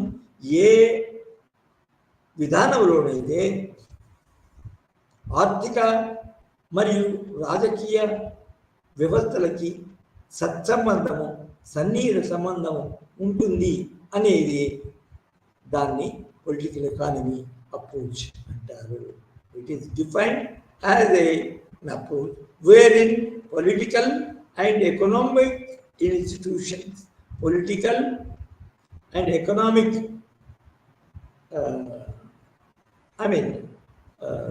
systems, subsystems are closely interrelated.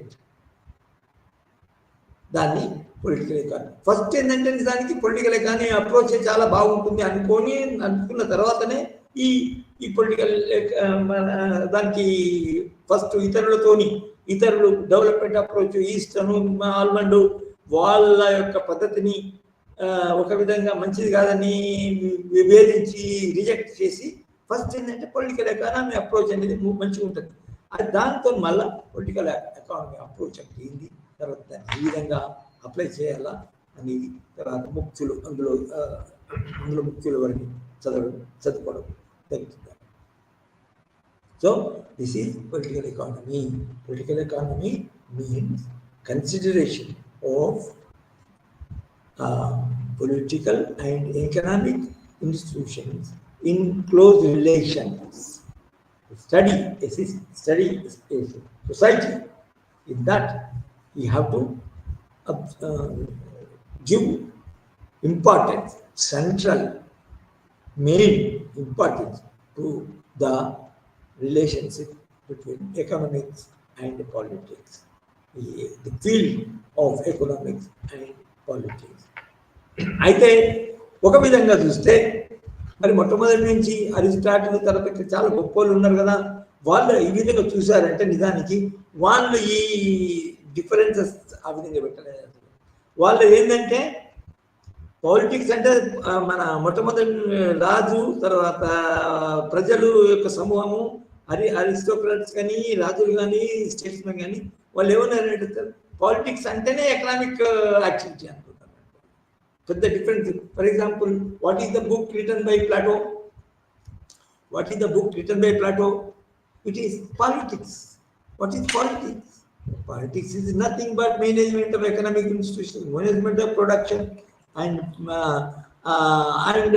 recommending ownership by few people, or recommending ownership of the wealth of the country as collective this thing. All this is nothing but politics. Politics is science of management.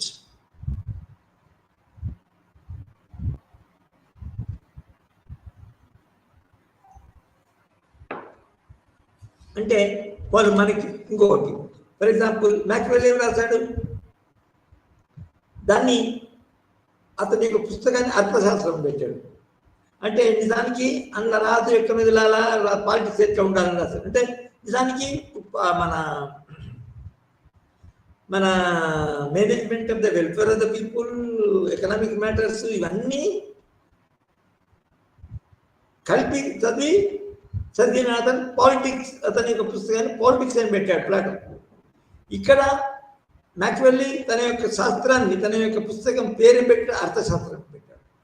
అంటే ఆ విధంగా వాళ్ళు అర్థశాస్త్రానికి రాజనీతికి పెద్ద భేదాన్ని మనం నిజానికి రాజకీయ నాయకత్వమే నిజానికి మన సమాజంలో ఉత్పత్తి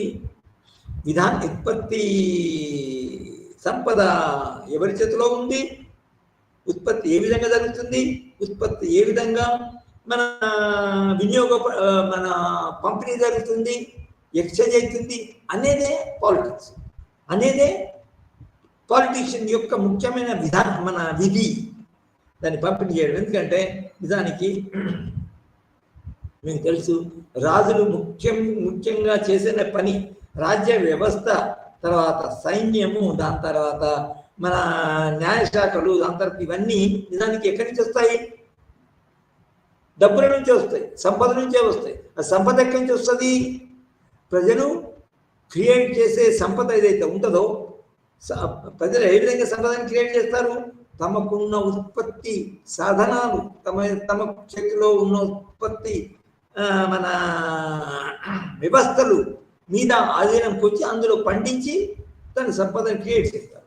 సో ఆ సంపదలోని భాగమే రాజుకి కప్పం రూపంలో, పన్ను రూపంలో ఇస్తే అప్పుడు రాజు బతుకుతాడు, రాజు పరిపాలన చేస్తాడు, రాజు ప్రజలను రక్షిస్తాడు, సైన్యాన్ని మెయింటైన్ చేస్తాడు, న్యాయశాఖని మెయింటైన్ చేస్తాడు, తర్వాత పర్టికులర్గా దేశాన్ని ప్రజలను రక్షించడానికి కోటగూడలు అభివృద్ధి చేస్తాడు.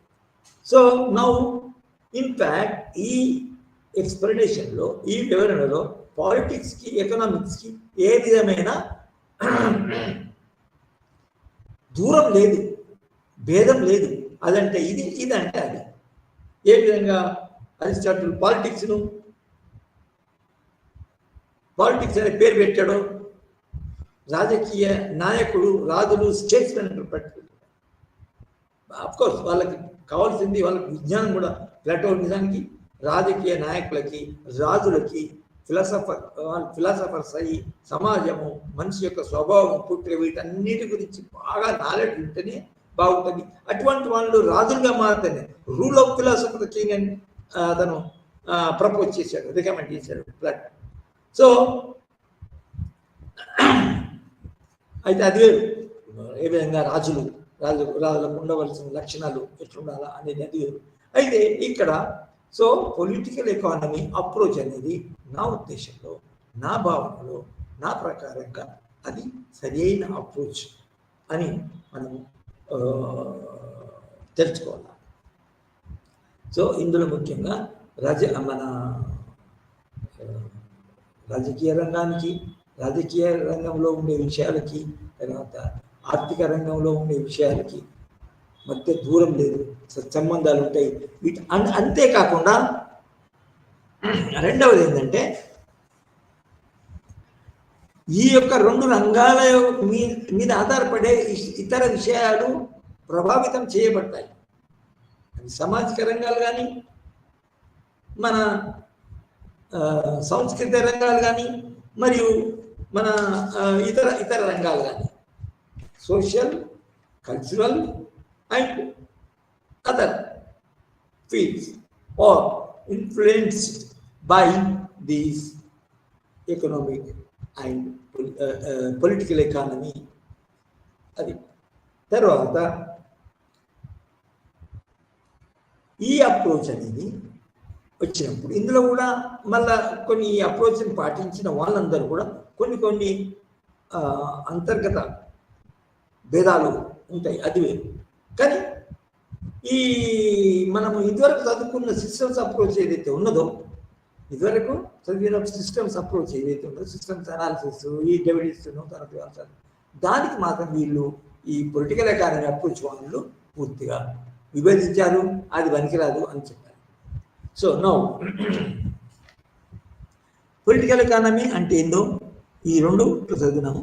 దాని తర్వాత పొలిటికల్ ఎకానమీ అనే దాంట్లో కంటెంట్స్ ఏమి ఉంటాయి, భాగాలు ఏంటి అంటే, అది political economy studies the economic system, what is ఉత్పత్తి, production, exchange and distribution. What it's political economy అంటే ఎంత నిర్వచించారు. అది ఏమి అధ్యయనం చేస్తుంది? పొలిటికల్ ఎకానమీ ఏమి అధ్యయనం చేస్తుంది అంటే, దేన్ని కేంద్రీకృతం చేసుకుంటుంది అంటే, నిజానికి దాని యొక్క ఎకానమిక్స్ మన సంబంధించిన విషయాలు ఏంటివి, పొలిటికల్ ఎకానమీ విషయాలు ఏంటి అంటే, ప్రొడక్షన్, ఎక్స్చేంజ్ మరియు డిస్ట్రిబ్యూషన్. ప్రజల మధ్యన సమాజంలో ఉత్పత్తి ఏ విధంగా జరుగుతున్నది, సారీ, ఉత్పత్తి సాధనాలు ఏ విధంగా ఉన్నాయి అంటే దాని అర్థం ఏ విధంగా ఉన్నాయి అంటే వాటి ఎవరి చేతిలో ఉన్నవి, వాటి మీద ఎవరికి నియంత్రణ ఉన్నది, వాటి యొక్క పర్పస్, వాటి వల్ల వచ్చే లాభాలని ఎవరు కంట్రోల్ చేస్తున్నారు అనేది అది ఉత్పత్తి సాధనాలు అంటారు. ఉత్పత్తి సాధనం అంటే ఏంటి? మనకి mobile and mobile, for example land, wealth, దాని తర్వాత ఇతర ఏదైతే మన మనుషులు బ్రతకడానికి, మనుషులు అభివృద్ధి కావడానికి ఉపయోగపడతాయో, దాన్ని ఉత్పత్తికి ఉపయోగపడతాయో దాన్ని ఉత్పత్తి సాధనాలు, పర్టికులర్గా మీన్స్ ఆఫ్ ప్రొడక్షన్ అని ఇంగ్లీష్లో అంటున్నారు. Means of production. దాని తర్వాత సో మీన్స్ ఆఫ్ ప్రొడక్షన్ అనే దాన్ని ఉత్పత్తి సాధనాలు. మరి ఎక్స్చేంజ్ అంటే మారకం. సామాన్యంగా ప్రజలు ఉత్పత్తి చేసినప్పుడు దాన్ని ఇంకొక వర్గానికి, బయట వర్గానికి, వాళ్ళ దేశంలోని బయటికి కానీ లేదా లోపలికి కానీ మరి మారకం చేస్తారు, అంటే ఎక్స్చేంజ్ చేసుకుంటారు. ప్రొడక్షన్, ఎక్స్చేంజ్ అండ్ డిస్ట్రిబ్యూషన్ అంటే వాళ్ళ మధ్యలో కాదు, సమాజంలో వాళ్ళలో ఈ జరిగిన ఉత్పత్తి ఏ విధంగా పంచబడుతుంది, పంపిణీ చేయబడుతుంది అనేది ఇది పొలిటికల్ ఎకానమీలో మనం ముఖ్యంగా చదువుతాం. సో అయితే ఉత్పత్తి చేసినప్పుడు ఉత్పత్తి, మారకం మరియు economic exchange, production, exchange and distribution. So వీటి ముందు చుట్టూ తిరిగేదే నిజానికి రాజనీతి శాస్త్రము, పొలిటికల్ ఎకానమీ అప్రోచ్. అంటే రాజైన వాడు ఎవరైతే ఉంటారో, పాలకులైతే ఎవరైతే ఉన్నారో నిజానికి దీన్ని ముఖ్యంగా కేంద్రీకృతం చేసి ఉంటారు. అంటే రాజుల కాలంలో కూడా ఆ విధంగానే జరిగింది. కానీ కొందరు రచయితలు వాటికి రాచరికంలో, సమాజంలో ఏది ముఖ్యమైనది అనే దాంట్లో వాళ్ళు కొన్ని వేరే వ్యవస్థలకి, వేరే అంశాలకి మన ప్రాధాన్యత ఇచ్చారు. కానీ పొలిటికల్ ఎకానమీ అప్రోచ్ మాత్రం నిజానికి వీటికి ఉత్పత్తి సాధనాలు ఏవైతే ఉంటాయో, ఎవరి చేతిలో ఉత్పత్తి సాధనాలు పనిచేసే విధానము, ఉత్పత్తి సంబంధాలు మరియు మన ఉత్పత్తి మన మారకము, తర్వాత ఉత్పత్తి వినిమయము, తర్వాత ఉత్పత్తి పంపిణీ. సో వీటి చుట్టూ తిరగడం, ఏ విధంగా ఇవి పనిచేస్తున్నాయి, ఏ విధంగా వాటి మధ్య సంబంధాలు ఉన్నాయి. ఫర్ ఎగ్జాంపుల్ ప్రొడక్షన్ అన్నప్పుడు, ఉత్పత్తి సాధనాలు ఒకటి, ఉత్పత్తి సంబంధాలు ఒకటి. ఉత్పత్తి సంబంధాలు అంటే ఏంటి అంటే ప్రొడక్షన్ చేసినప్పుడు ఉత్పత్తి సాధనాలన్నీ చాలా ముఖ్యం. ఉత్పత్తి సాధనాలు పనిచేసినప్పుడు దాని మీద పనిచేసే వ్యక్తులు ఎవరైతే ఉన్నారో, ఉత్పత్తి చేసే వాళ్ళు ఎవరైతే ఉన్నారో కొన్ని సంబంధాలలోకి చేరవలసి వస్తుంది. ఉత్పత్తి చేసే విధానంలో కొన్ని ఉత్పత్తి సంబంధాలు ఏర్పడి దాన్ని రిలేషన్స్ ఆఫ్ ప్రొడక్షన్ అంటారు. ఫర్ ఎగ్జాంపుల్ ఒక భూమి ఉందనుకో, ఆ భూమిలో భూమి కొందరు కంట్రోల్లో ఉంటుంది, కొందరు దాని భూస్వాములు ఉంటారు, దాని మీద పనిచేసే వాళ్ళు కొందరు ఉంటారు. సో భూమిలో ఈ భూస్వాములు మరియు భూమి మీద పనిచేసే వ్యవసాయ మన కూలీలు, రైతులు, తర్వాతసారి టెనెంట్స్, మన కౌలుదారులు, వీళ్ళందరూ ఒక సంబంధంలోకి వస్తారు. ఇది స్వాములు అంటే భూమిని మన తమ ఆధీనంలో మన ఓనర్షిప్ కలిగిన వాళ్ళు భూస్వాములు. సో వీళ్ళకి మరి పనిచేసే వాళ్ళకి కొంత సంబంధాలు ఏర్పడతాయి. వాటిని భూ సంబంధాలు, రిలేషన్స్ ఆఫ్ ప్రొడక్షన్, ఉత్పత్తి చేసే విధానము. తర్వాత రిలేషన్స్ ఆఫ్ ప్రొడక్షన్ అంటే ఉత్పత్తి సాధనాలు చేసినప్పుడు ప్రొడక్షన్ పద్ధతిలో వేరే మన ఏర్పడే సంబంధాలని ఉత్పత్తి సంబంధాలు. సో అదేవిధంగా మనం మారకం చేసినప్పుడు, అంటే వినిమయం ఎక్స్చేంజ్ చేసినప్పుడు, ఫర్ ఎగ్జాంపుల్ ఎక్స్చేంజ్ అంటే సామాన్యంగా మనం డబ్బులు తీసుకొని వస్తువులు ఇవ్వడము, లేకపోతే చాలా కాలం కింద మొట్టమొదలు డబ్బు ఒక వస్తువు మన ఇచ్చేసి ఇంకొక వస్తువు తీసుకోవడం, మారక exchange.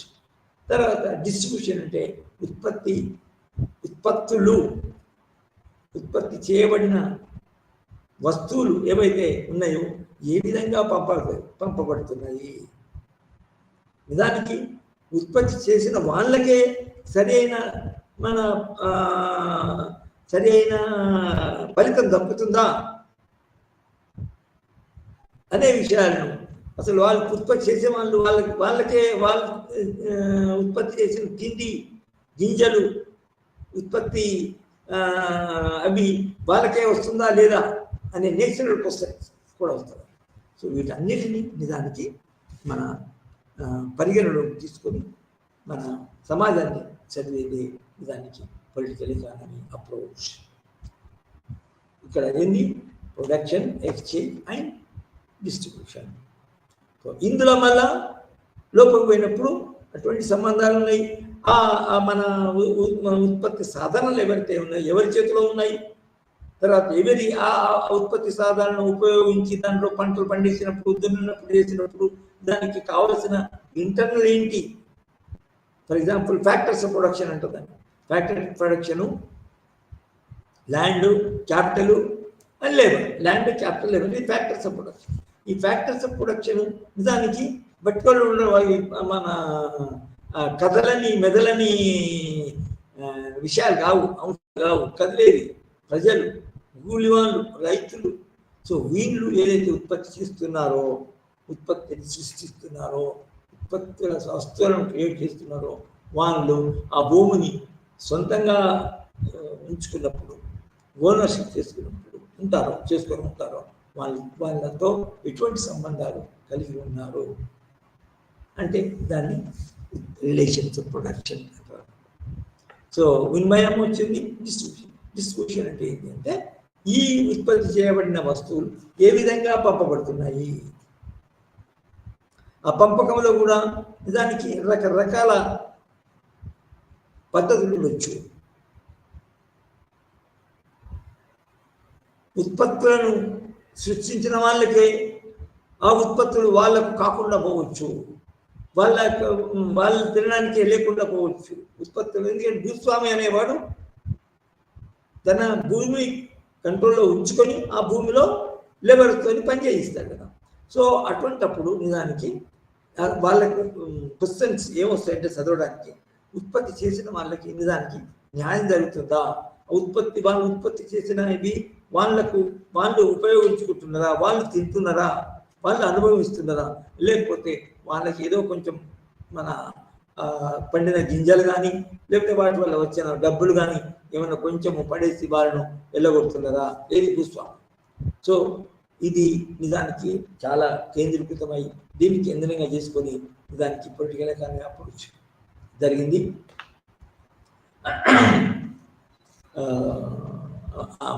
Political economy approach adapt చేయడం జరిగింది. సో అందులో నిజానికి కొందరు చాలా ముఖ్యులు, శాస్త్రజ్ఞులు, రచయితలు కూడా ఉన్నారు. సో ఇందులో మనం ముఖ్యంగా ఏం చదువుకుంటామంటే కొత్త మన రంగాలు, అంటే ఈ పొలిటికల్ ఎకానమీ అప్రోచ్ కానీ కొన్ని పెద్ద సిద్ధాంతాల్లో భాగంగా ఉంటుందండి. For example political economy approach అనే పొలిటికల్ ఎకానమీలో ఒక సిద్ధాంతం ఉంది. ఏది ఈ ఎకనామిక్ కాకుండా మొత్తం ఒక బ్రాడ్ మేజర్ సిద్ధాంతము ఉంది. దానికి ఇది లోబడి ఉంటుంది పొలిటికల్ ఎకానమీ అప్రోచ్. ఆ పెద్ద సిద్ధాంతాలు అన్వయిస్తూ మనము ఒక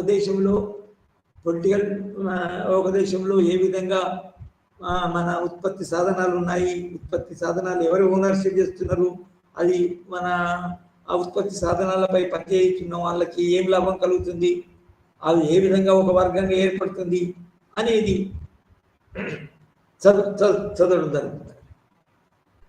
అయితే ఈ ఉత్పత్తి సాధన ఈ కేంద్రీకరణ చేసుకుని దానికి సిద్ధాంతాలు, పొలిటికల్ ఎకానమీ సిద్ధాంతాలు 2-3 ఉన్నాయి. అంటే ముఖ్యంగా అదేంటంటే మన ఒకటి మొట్టమొదలు చాలా రోజుల కిందనే మొదలైంది, మోడర్న్ ఆధునిక కాలంలోనే వచ్చింది. అది మోనార్కీ పడిపోయిన తర్వాత, రాజకీయ పడిపోయిన తర్వాత వ్యక్తికి రాజకీయ హక్కే కాకుండా తమకు తాము పరిపాలించడం అనే ప్రజాస్వామ్యమే కాకుండా నిజానికి అతనికి వాళ్లకు ఒక ఉత్పత్తి సాధనాలపై కూడా కొంతవరకు మన హక్కులు రావడం జరుగుతుంది.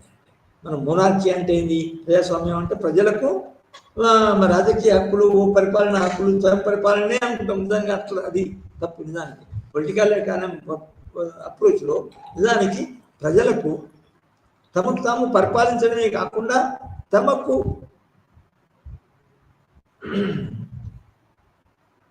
మన ఈ ఆర్థిక అంశాలు, ఆర్థిక వ్యవస్థలు కూడా తమకు అనుకూలంగా మార్చుకునే విధంగా, తమ నియంత్రణలోకి వచ్చే విధంగా చేసుకోవడం కూడా డెమోక్రసీ. దాన్ని ఎకనామిక్ డెమోక్రసీ. ఎందుకంటే పొలిటికల్ డెమోక్రసీ అంటే ప్రజాస్వామ్యం అంటే ఒక పలకడమే, మన స్వేచ్ఛ భావనలు వ్యక్తీకరించడమే కాదు, తమకు తాము పరిపాలించడమే కాదు. ఏం పరిపాలిస్తావు? ఆ పరిపాలన దేని గురించి ఉంటుంది? దానికి ఉత్పత్తి సాధనాలు ఎట్లా ఉండాలా, ఉత్పత్తి సాధనాలు తమ నియంత్రణలోకి ఎట్లా ఉండాలా, ఉత్పత్తి సాధనాలు కూడా ప్రజలందరికీ ఉపయోగపడే విధంగా ఉండాలా అనేదాన్ని మనం ఎకనామిక్ డెమోక్రసీ అంటే.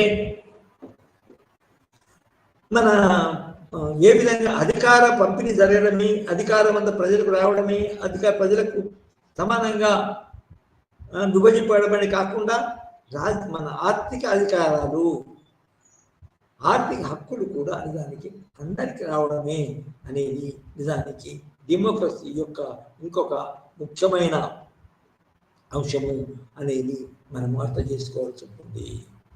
సో ఈ ఎకనామిక్ డెమోక్రసీ తర్వాత పొలిటికల్ రైట్స్ అనేది దానికి మనకు తెలిసిందే. అది వ్యక్తి శ్రేయోవాదము అనేది ఒక పెద్ద సిద్ధాంతం ఉన్నది. ఏ విధంగా మోడర్న్ పద్ధతుల్లో జాన్ లాకు, తర్వాత హాబ్స్ మరియు రూసో, వీళ్ళు ఏ విధంగా ప్రజలందరికీ రాజకీయ హక్కులు వచ్చే విధంగా, ఆర్థిక హక్కులు వచ్చే విధంగా వాళ్ళ రచనలు సాగించారో, వాళ్ళ రచనలు చేశారో మనం చూస్తున్నాం. సో ఆ విధంగా కూడా అదే విధంగా దానికి వాళ్ళు మన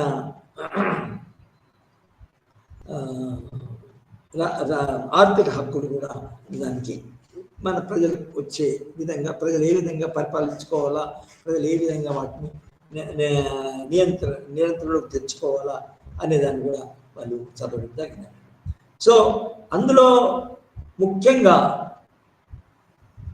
ముఖ్యమైన సిద్ధాంతం ఏమన్నట్టు ఇప్పుడే చెప్పినట్టు, ఇది వ్యక్తి శ్రేయోవాదము అంటే ఏంటి అంటే, సమాజంలో రాజకీయం పోయిన తర్వాత మరి కొత్త వ్యవస్థలు ఏర్పడ్డాయి. ఎట్లా ఏర్పాటు చేయబడడం జరిగింది, తర్వాత రాజ్యం కొత్త రకమైన రాజ్యం ఏ విధంగా మన ఏర్పడింది అనే దాని మీద నిజానికి వ్యక్తివాద సిద్ధాంతం అనేది చాలా ముఖ్యమైనది. దాన్ని లిబరల్ డెమోక్రసీ అంటారు.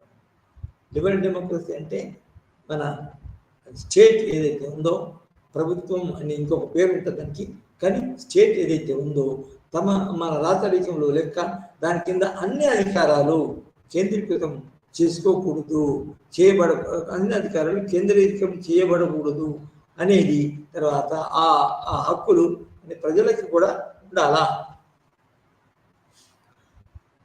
అందులో ముఖ్యంగా ప్రజలందరి మన సమాజంలో ప్రజలందరూ కాకుండా వ్యక్తికి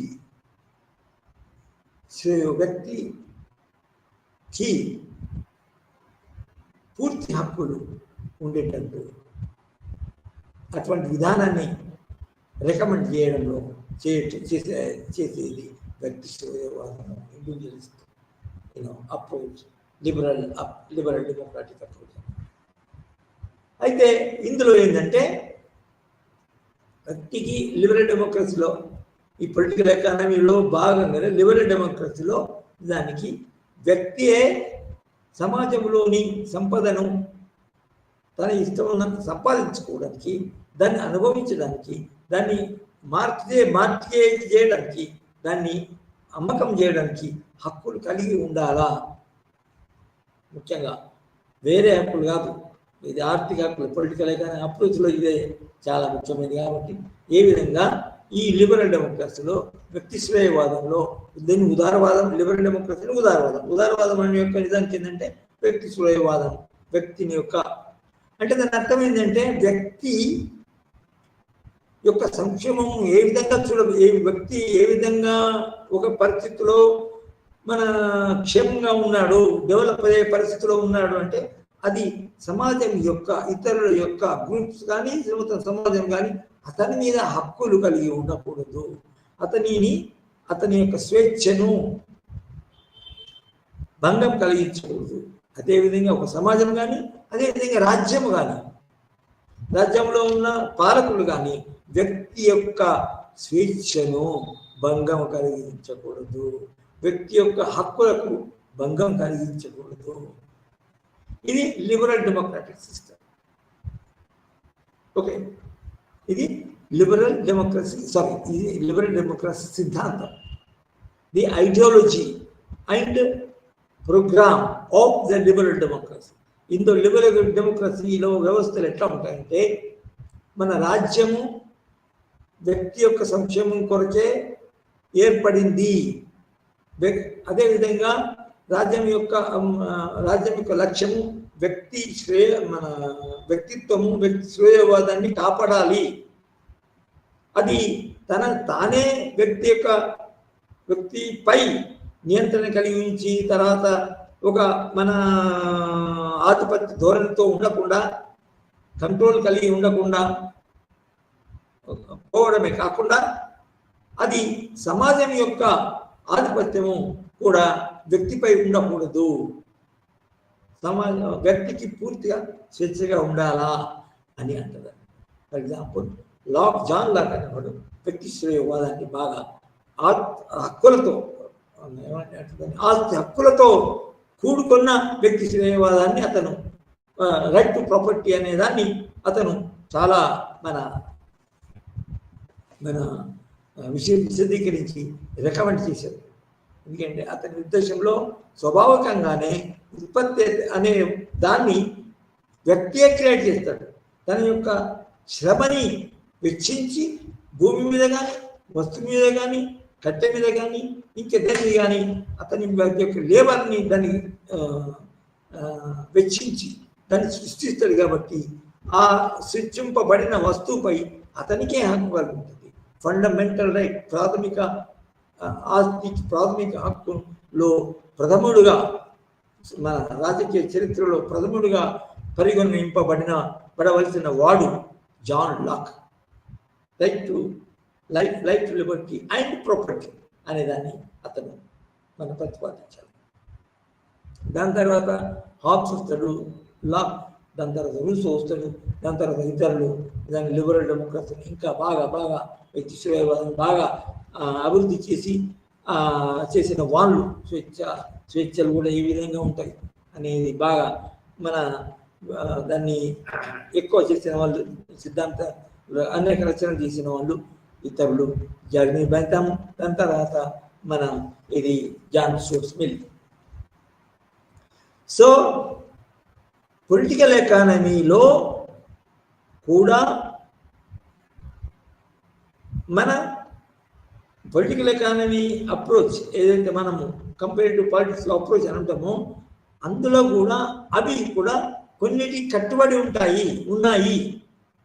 ఇది వ్యక్తి స్వయవాద సిద్ధాంతం, పెద్ద సిద్ధాంతం ఏతుందో ఆ పెద్ద సిద్ధాంతంలో సంబంధించిన అన్ని కంట్రీస్ల మధ్యన వ్యవస్థలు మనం పోల్చొచ్చు, కంపేర్ చేయొచ్చు. అయితే అదేవిధంగా ఈ పొలిటికల్ ఎకానమీ అప్రోచ్ ఇంకో విధంగా సిద్ధాంతీకరించిన వాళ్ళు ఎవరంటే కమ్యూనిస్టులు.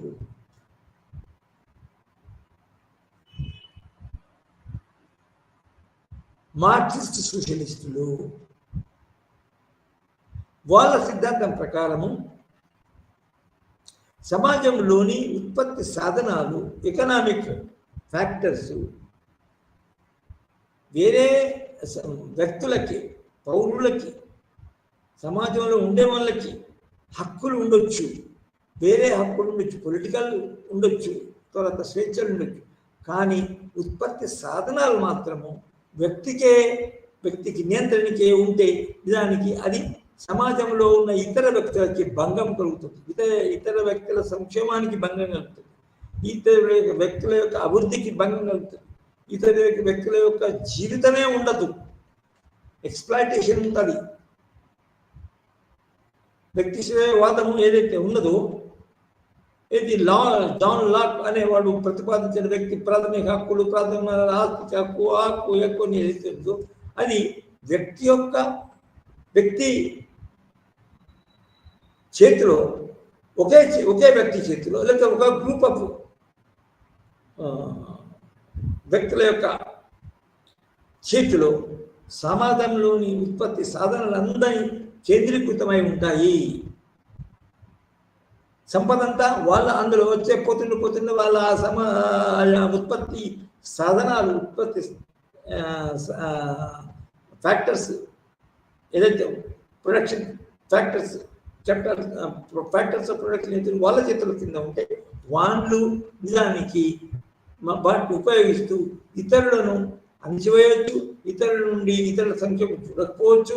తర్వాత వాళ్ళ లేబర్, వాళ్ళ యొక్క సేవలను ఉపయోగించి ఉత్పత్తిని చెంది వాళ్ళకి కొంత భాగమే ఇవ్వచ్చు అని భావించిన వాళ్ళు సోషలిస్టులు, ముఖ్యంగా మార్క్సిస్ట్ సోషలిస్టులు. అంటే ఏంటంటే కార్ల్ మార్క్స్ అనేవాడు తన యొక్క ముఖ్యమైన గ్రంథంలో, క్యాపిటల్ అనే గ్రంథంలో దానికి ఏ విధంగా వ్యక్తి స్వయవాదము, వ్యక్తికి మన ఆస్తి ప్రాథమిక హక్కుగా పరిగణించి అతని చేతులు పెట్టి ఏ విధంగా అతని చేతిలోని అతను అంటే వర్గం కూడా ఉంటుందంట, అతని వలనే కొందరి యొక్క చేతుల్లోనే భూములు, పర్టికులర్గా ఇతర ఆస్తులు కేంద్రీక రూపబడి పడ్డప్పుడు అదొక క్లాస్గా మారుతుంది. అదేవిధంగా నిజానికి రాజ్యమే ఏ విధంగా వచ్చిందని వాళ్ళు ఎక్స్ప్లెయిన్ చేశారు. ఏ విధంగా మన ఆస్తుల మీద అధికారాన్ని సంపాదించి వాళ్ళు ఇతరుల నుంచి, సామాన్యులకి, ఆస్తి లేని వారి నుంచి రక్షణ కల్పించుకునే విధంగా ఒక వ్యవస్థను ఏర్పరచుకున్నారు. ఆ వ్యవస్థే నిజానికి రాజ్య వ్యవస్థ. రైట్ టు ప్రాపర్టీ రక్షించడానికి, అనుభవించడానికి, ఆస్తులను రక్షించుకోవడానికి చట్టాలు చేయడము, తర్వాత చట్టాల ప్రకారంగా మన ఒక వ్యవస్థని ఏర్పరచుకుని ఆ వ్యవస్థ ద్వారా పాలించడం అవసరం ఉన్నప్పుడే, అవసరం వచ్చినప్పుడే నిజానికి రాజ్యం అనేది వస్తుంది. ఆ పాలించడానికి కావాల్సిన సాధనమే రాజ్యము. సో పొలిటిక్స్ వాళ్ళ ప్రకారం ఈ కార్ల్ మార్క్స్ మరియు ఇతర మన కమ్యూనిస్ట్ సిద్ధాంతాన్ని రచించిన వాళ్ళ యొక్క భావన ఏంటంటే దానికి రాజ్యమే అసలు వచ్చింది. ఏ విధంగా వచ్చింది అంటే ఎప్పుడైతే కొందరు ప్రజలలోని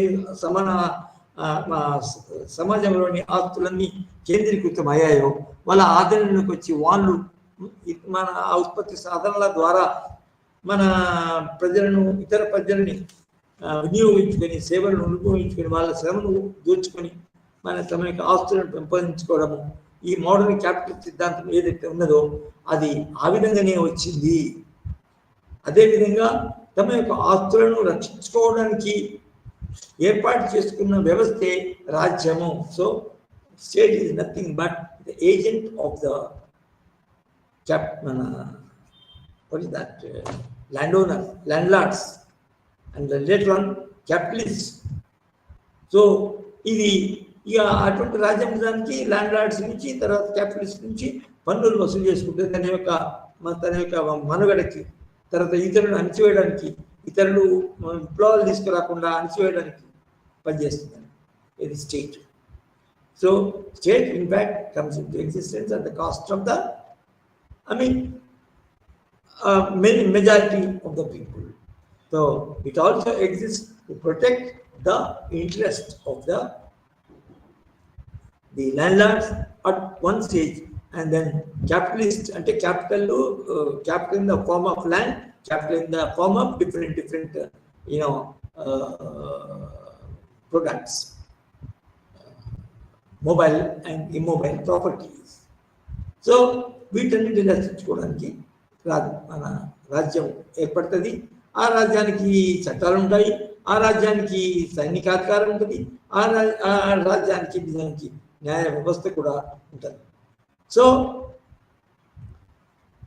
ఇప్పుడు దీనికంటే ముందు చెప్పింది ఏంటి, వ్యక్తి శ్రేయవాదానికి సమర్థించే సిద్ధాంతం అది liberal democratic ideology or theory.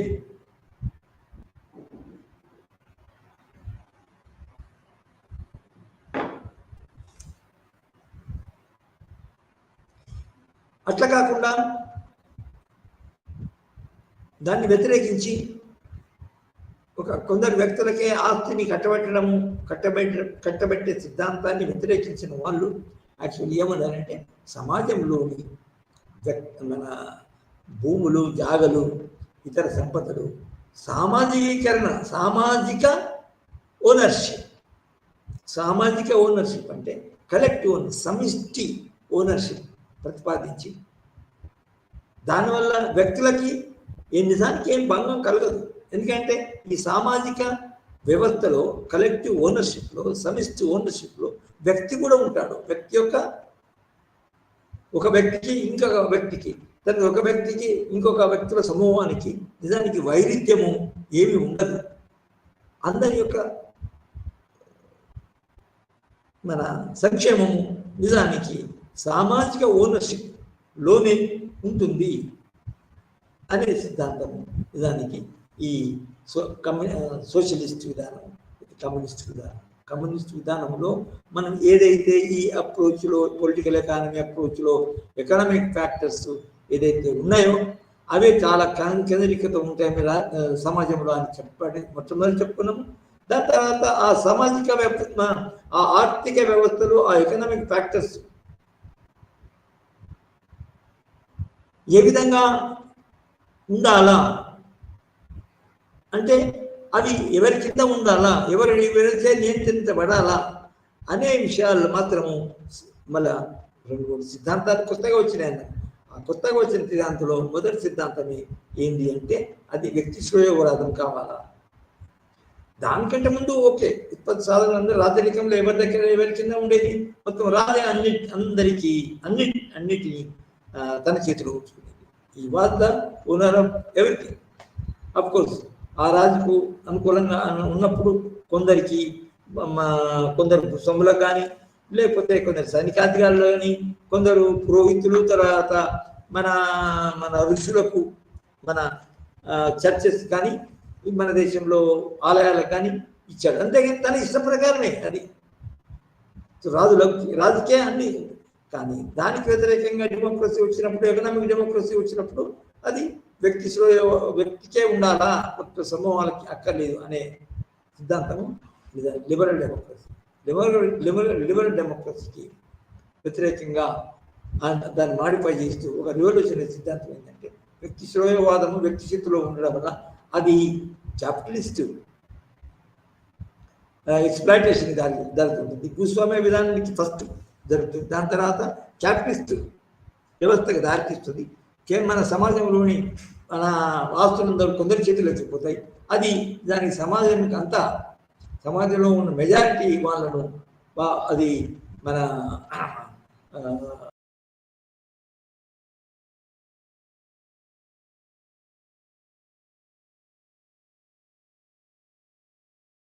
సమాజాన్ని రక్షించే రాజ్యమే అసలు నిజానికి తీసేయాలి. ఏదైతే రాజ్యం మొట్టమొదటి లేదు, సమాజంలో మొట్టమొదటి లేదు, మధ్యన వచ్చింది, ఇది భూస్వాములను క్యాపిటల్ రక్షించడానికి వచ్చింది అనే విధంగా భావించి అది కూడగొట్టడమే చాలా ప్రధానమైన అంశము అని, అది కూడగొట్టడానికి నిజానికి సమాజంలో దోపబడుతున్న వ్యక్తులు, ఆస్తి లేని వ్యక్తులందరూ కలిసి అటువంటి రాజ్యాన్ని కూడగొట్టి ఈ సమాజంలో ఉన్న ఉత్పత్తులన్నిటిని నిజానికి మన సమిష్టి విధానాన్ని రూపంలో సమిష్టి విధానాన్ని కిందికి తీసుకురావాలి అని భావించినవాడు ఈ మార్క్సిస్ట్ మరియు మార్క్సిస్ట్ సోషలిస్ట్.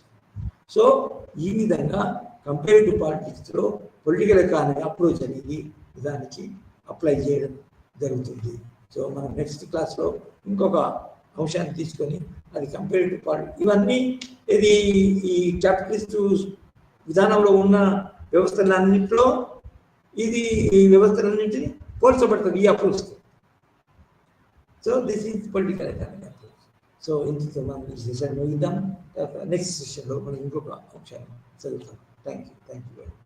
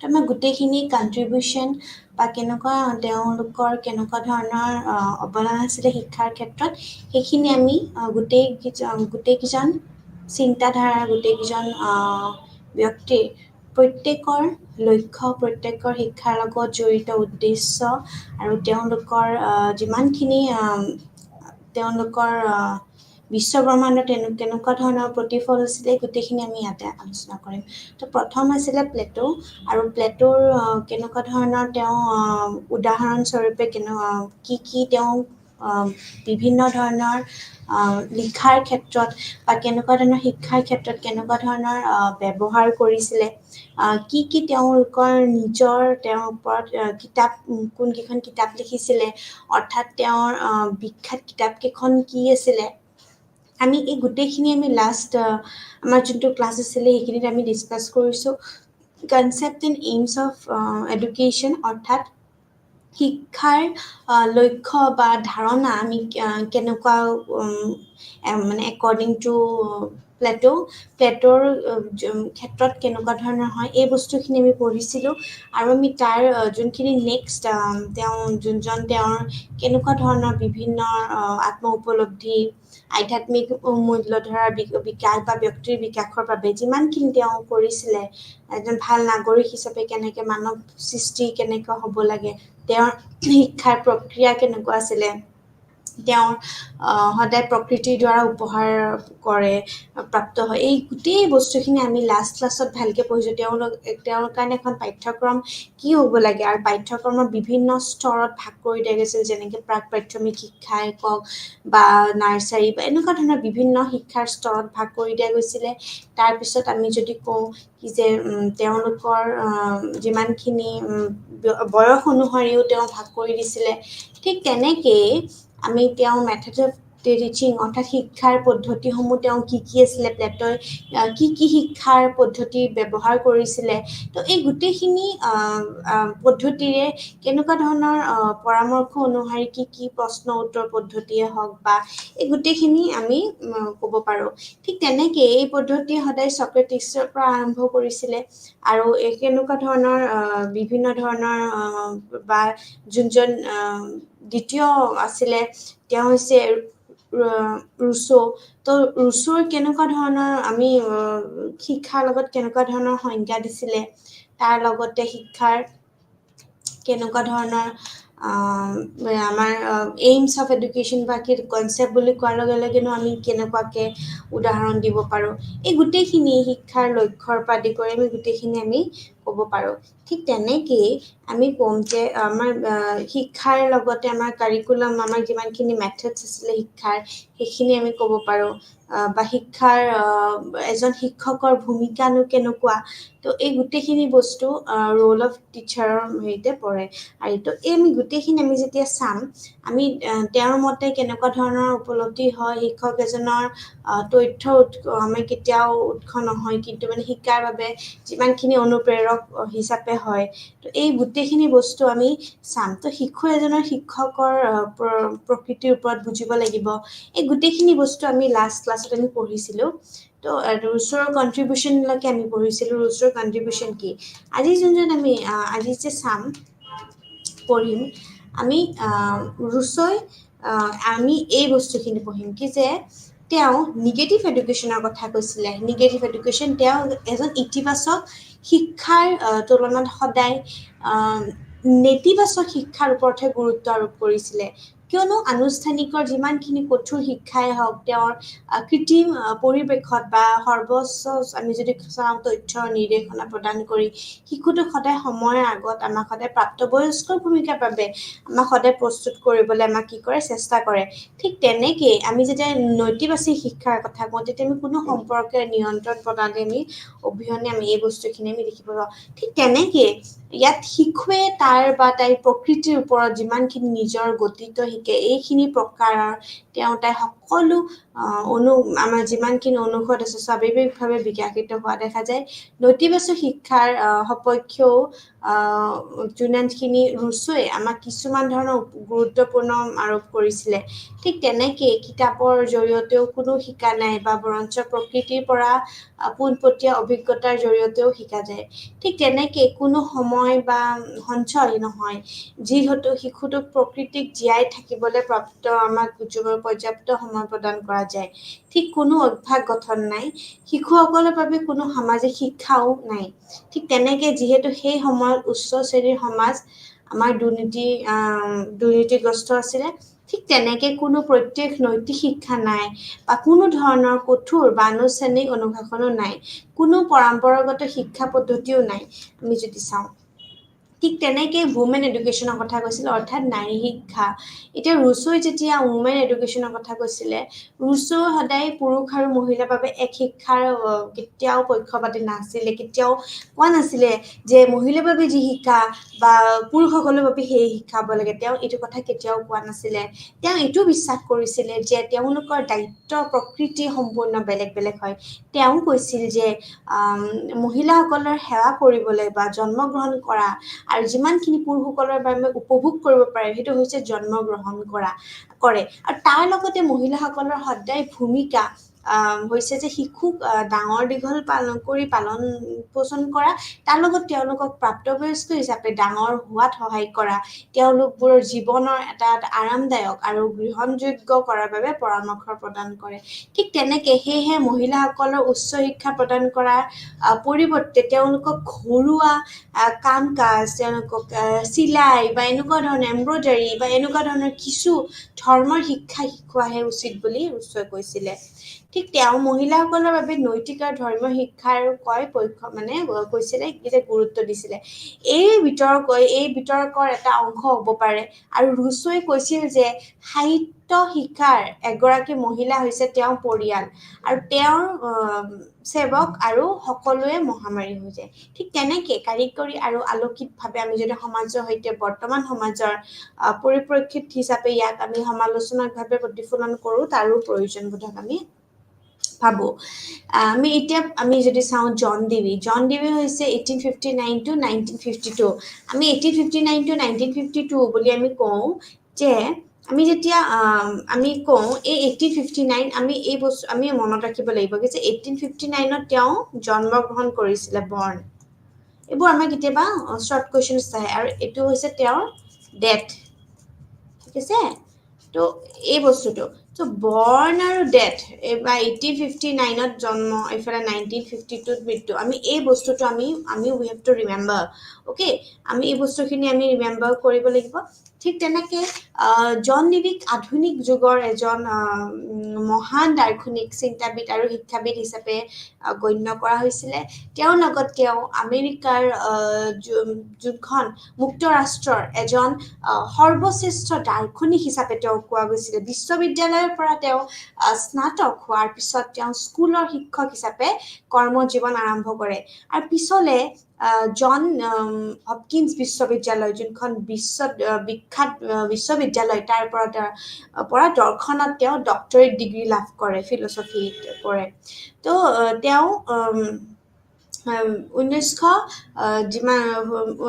1900 চনত তেওঁ কি হৈছিলে মিচিগান বিশ্ববিদ্যালয়ৰ পৰা তেওঁ শিক্ষকতাৰ কেৰিয়াৰ আৰম্ভ কৰে আৰু তাৰ পিছত চিকাগো বিশ্ববিদ্যালয়ৰ ইয়াত নতুনকৈ সৃষ্টি হোৱা দৰ্শন মনোবিজ্ঞান আৰু শিক্ষা বিজ্ঞানৰ বিভাগৰ মুৰব্বী হিচাপে তেওঁ যোগদান কৰে ঠিক তেনেকৈ তেওঁৰ দৰ্শনৰ মুখ্যত হৈছে ব্যৱহাৰবাদ যাক আমি কি বুলি কওঁ ব্যৱহাৰবাদটো হৈছে প্ৰেগমেটিজম বুলি আমি কওঁ চব বুলিও কোৱা হৈছে আৰু তেওঁ আধুনিক সময়ৰ আটাইতকৈ প্ৰভাৱশীল চিন্তাবিদসকলৰ মাজত এজন আৰু শৈক্ষিক ধাৰণাবোৰ হৈছে আমাৰ যিমানখিনি দাৰ্শনিক চিন্তা আৰু অনুশীলনৰ ওপৰতো দীৰ্ঘম্যায়ী প্ৰভাৱ পেলাইছে তেওঁৰ লগতে ঠিক তেনেকৈ তেওঁৰ কিছুমান বিখ্যাত শৈক্ষিক কামৰ ভিতৰত আছে কিছুমান যেনেকৈ the school and the society এখন বহুত ফেমাছ ৰিনাউন এখন বুক হয় আমি এনেকৈ কেতিয়াবা পৰীক্ষাত আহে এই গ্ৰন্থখন কোনে লিখিছে তেনেহ'লে লিখিব লাগিব জন ডিভি যোনখন পাঠ্যক্ৰমখন যোনখন আছিলে এইটো সেইখনৰ লগত আমি কেনেকৈ চিন্তা কৰোঁ, হাউ উই থিংক, দেন শিক্ষাৰ প্ৰতি আগ্ৰহ আৰু প্ৰচেষ্টা, তাৰপিছত গণতন্ত্ৰ আৰু শিক্ষা, অভিজ্ঞতা আৰু শিক্ষা, নিশ্চিততাৰ বাবে অনুসন্ধান আৰু জ্ঞান আৰু কাৰ্য সম্পৰ্কীয় অধ্যয়ন। এই হৈছে list of books, okay, written by মানে জন ডিভি। ঠিক আছে, এইখন এইটো কাম কৰা নাই কাৰ্চৰটো। অকে, এইটো হৈছে লিষ্ট অফ বুকস। আমাৰ পৰীক্ষাত কেতিয়াবা মানে 1 মাৰ্কত বা অবজেক্টিভ কুৱেশ্যনছ আহে, লিষ্ট অফ বুকস আহিছে। দ্য স্কুল এণ্ড ছ'চাইটি, পাঠ্যক্ৰম, আমি কেনেকৈ চিন্তা কৰোঁ, শিক্ষাৰ প্ৰতি আগ্ৰহৰ প্ৰচেষ্টা, গণতন্ত্ৰৰ শিক্ষা, অভিজ্ঞতাৰ শিক্ষা। আৰু অভিজ্ঞতাৰ শিক্ষা ইয়াতেতো বেলেগ হয়, নিশ্চিততাৰ বাবে অনুসন্ধান আৰু জ্ঞান আৰু কাৰ্য সম্পৰ্কীয়। আৰু আমি এই ৱৰ্ডছবিলাকো আমি কি কৰিব, আমি এই ইয়াৰবিলাকো আমি মনত কৰিব লাগে। ঠিক আছে, চ' এই বস্তুখিনি হ'ল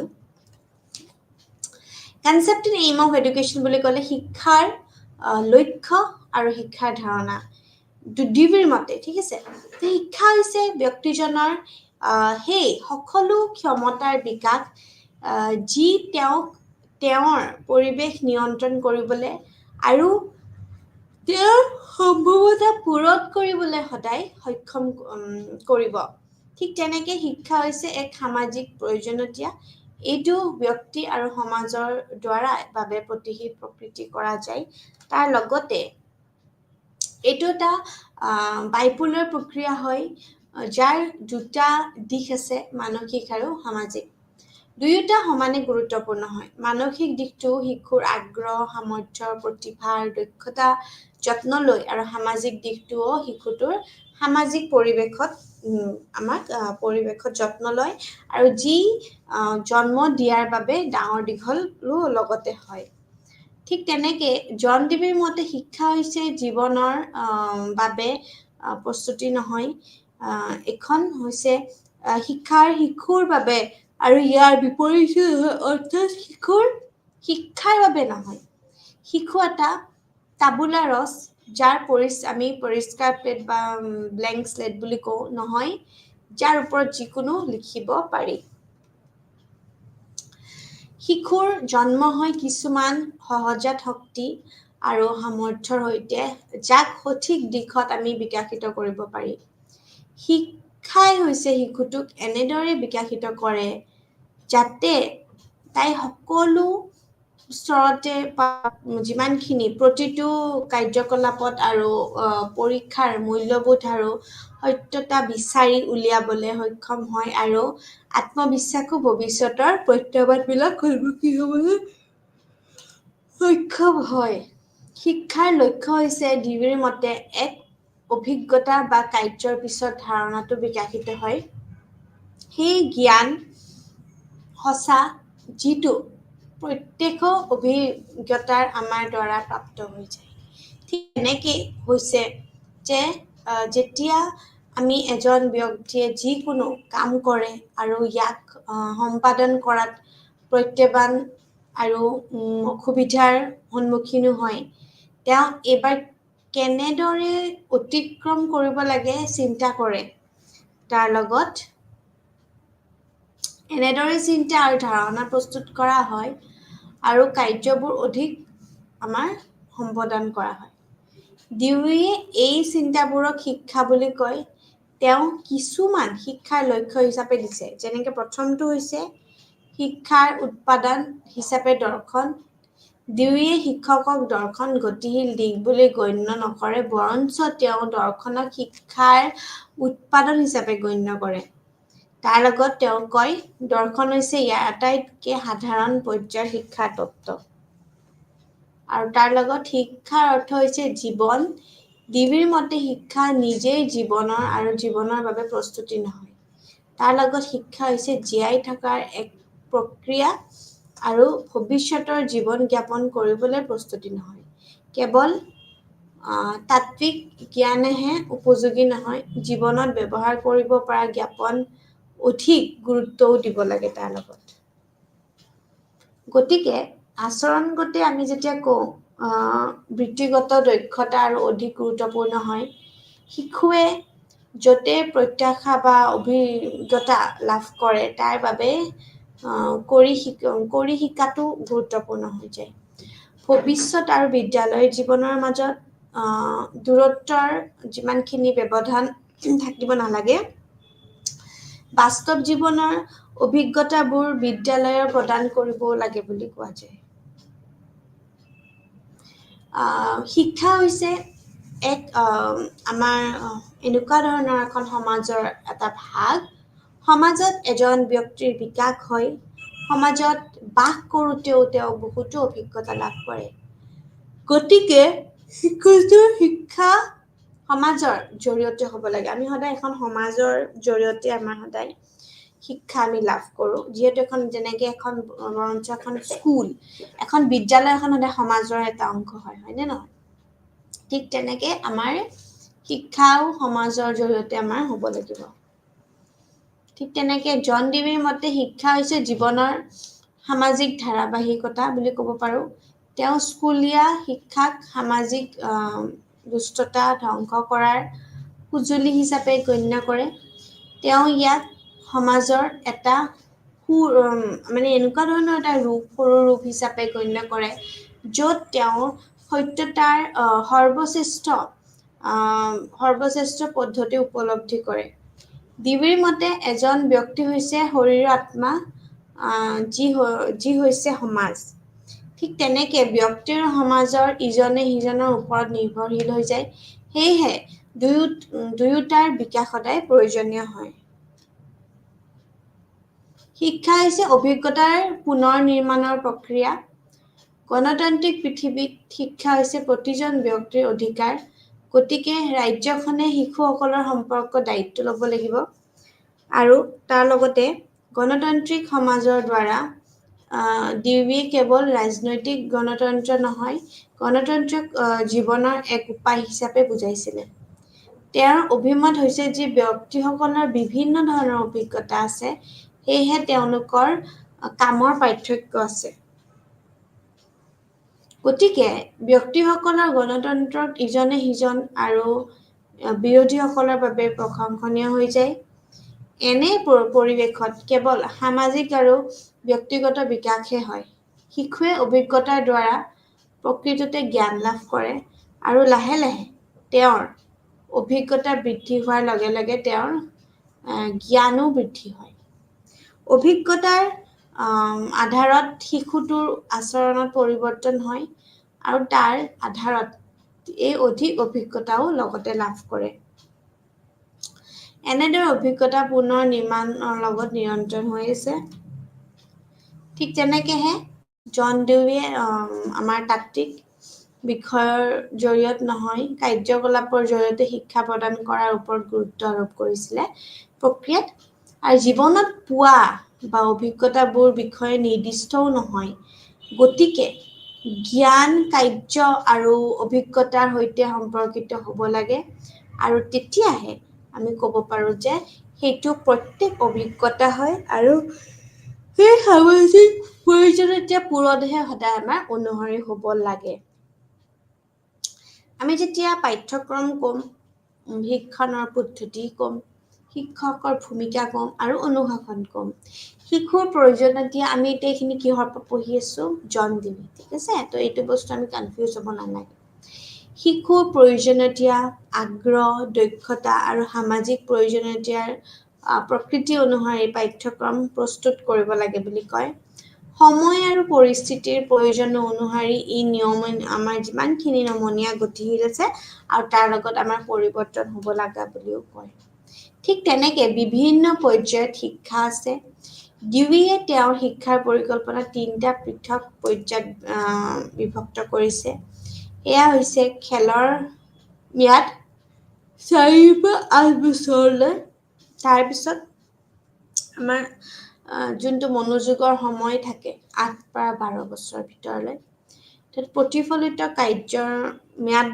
হ'ব লাগিব 12 পৰা 8 বছৰলৈ ঠিক সেইদৰে খেলৰ ম্যাদ বিশেষকৈ কাৰ্যকলাপ বা আধাৰিত পদ্ধতি যিমানখিনি শিকোৱাৰ বাবে আমাৰ উৎসৰ্গিত হৈ যায় আৰু তাৰ লগতে আমাৰ যিমানখিনি আমাৰ মনোযোগৰ ম্যাদ জীৱনৰ সমস্যাবোৰৰ প্ৰতি আমাৰ গোটেইখিনি স্বতন্ত্ৰভাৱে সমাধান কৰাৰ বাবে সমৰ্পিত কৰা হৈছিলে আৰু সমাজৰ দায়িত্বশীল নাগৰিক হিচাপেও আমি ওলাই অহাৰ বাবে প্ৰতিফলিত কাৰ্যকাল উল্লেখ কৰা হৈছিলে ঠিক তেনেকৈ আমাৰ শিশুৰ অভিজ্ঞতা শক্তিশালী কৰা আৰু সেইবোৰক বিভিন্ন ধৰণৰ শিক্ষাৰ কাৰ্যকলাপৰ সৈতে অন্তৰ্ভুক্ত কৰাৰ বাবে শিকোৱাৰ পদ্ধতি ঠিক তেনেকৈ ডিউয়ে সমস্যা সমাধান পদ্ধতি কৰি শিক্ষাৰ পৰামৰ্শ দিছিলে প্ৰকল্প পদ্ধতি আৰু আমাৰ যিমানখিনি আছিলে তো এইখিনিৰ বাবে ক্ষেত্ৰত আধাৰিত কাৰ্যকলাপ আমাৰ পদ্ধতি হৈছে আমি যদি কওঁ শিক্ষকৰ ভূমিকা তেনেহ'লে ডিউৰ মতে শিক্ষক এজন হৈছে সদায় বন্ধু দাৰ্শনিক আৰু নিৰ্দেশক বুলি ক'ব পাৰোঁ শিশুৰ সামাজিকৰণৰ মুখ্য এজেণ্ট সমাজৰ প্ৰতিনিধি বা তাই শিশুটোক অনুপ্ৰাণিত কৰাৰ অধিকাৰ আছে কিন্তু শিশুটোক তাৰ পিছত চিন্তাৰে আমি কেতিয়াও বোজা আমি দিব নালাগে এজন শিক্ষকৰ ভূমিকা হৈছে শিক্ষাৰ্থীসকলৰ সমাজত কাৰ্যকাৰীভাৱে আমি কেনেকৈ বাস কৰিব পাৰে তাৰ প্ৰস্তুত কৰিব লাগে আচলতে এজন শিক্ষকৰ শিশুৰ প্ৰতি থকা তেওঁৰ আগ্ৰহ সামাজিক পৰিৱেশ সলনি কৰা আৰু শিশুসকলৰ পথ প্ৰদৰ্শন কৰাৰ বিষয়েও আমি সদায় জ্ঞান থাকিব লাগে ডিচিপ্লিনৰ কথা কৈছিলে অনুসাৰে আমি কেতিয়াও আমি আদৰ্শবাদীৰ বিপৰীতে আমি সদায় ব্যৱহাৰবাদী আৰু শিশুৰ বাবে সীমাহীন আমি স্বাধীনতাৰ বাবে আমি যেতিয়া অনুশাসন বুলি কওঁ তেতিয়া আমি এই ডিচিপ্লিন শব্দটো ব্যৱহাৰ কৰিলে কেতিয়া আমি কঠোৰ অনুশাসনৰ বাবে আদৰ্শবাদীৰ বিপৰীতে ব্যৱহাৰবাদী আমাৰ কঠোৰ অনুশাসন মানে আমি যেতিয়া কওঁ ষ্ট্ৰিক্ট ডিচিপ্লিন strict discipline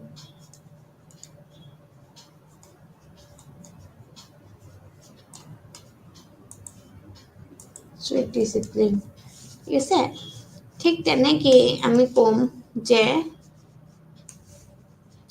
স্বাধীনতাৰ বাবে প্ৰকৃতিবাসীসকলে এই দুয়োটা চৰম সীমাৰ মাজত মধ্যম পথ উত্তোলন কৰিছে তেওঁ কৈছিলে ডিউয়ে সামাজিক অনুশাসনক গুৰুত্ব দিছিল সামাজিক অনুশাসন মানে social discipline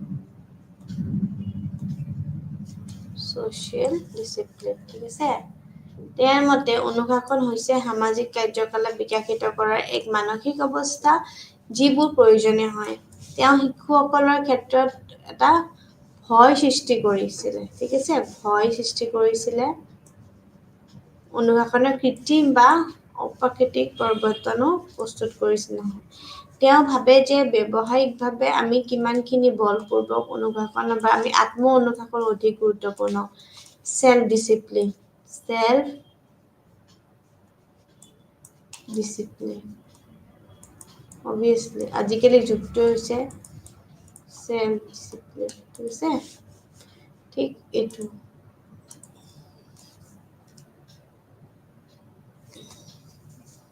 এতিয়া আমি পঢ়িম ইমানুৱেল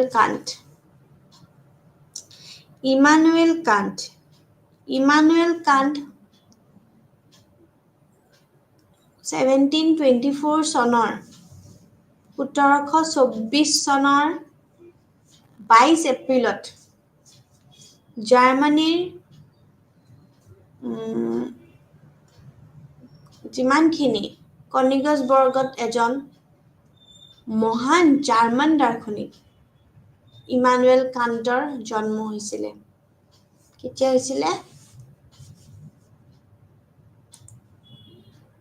22 এপ্ৰিল চনৰ 22 এপ্ৰিলত জাৰ্মানীৰ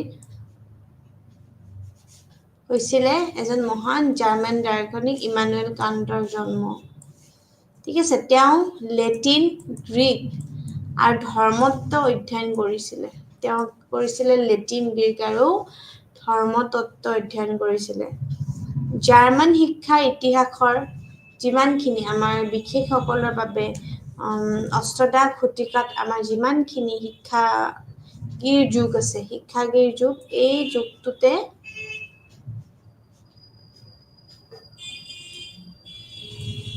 বুলি বৰ্ণনা কৰে, ঠিক আছে? এই শিক্ষাগৰ যুগটোত কি কৰে? বৰ্ণনা কৰে। কোনে? Emmanuel can't.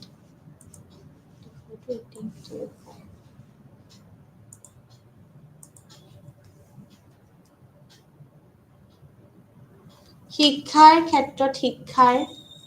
ক্ষেত্ৰতো তেওঁৰ যথেষ্ট অৱদান আছিলে। আগবঢ়াইছিলে শিক্ষাৰ দৰ্শন বা দৰ্শনত। তেওঁ কৈছিলে যে যিমানখিনি আমাৰ আছিলে কেদাৰনাজিকাৰ ওপৰত তেওঁৰ বৃত্তিত্ব প্ৰদান কৰিছিলে আৰু তেওঁ এই চনতে আমাৰ প্ৰকাশ হৈছিলে। ইমানুৱেল কাণ্টে এই ধাৰণাটোৰ ওপৰত আধাৰিত কৰি এটা প্ৰণালী এটা বিকশিত কৰিছিলে আৰু সেই যিমানখিনি বাস্তৱৰ প্ৰকৃতি বুজিবলৈ আমাৰ অভিজ্ঞতাৰ প্ৰকৃতি নিয়ন্ত্ৰণ কৰাৰ আমাৰ যিমানখিনি প্ৰক্ৰিয়াটো কেৱল পৰীক্ষা আৰু বিশ্লেষণ কৰিবই লাগিব।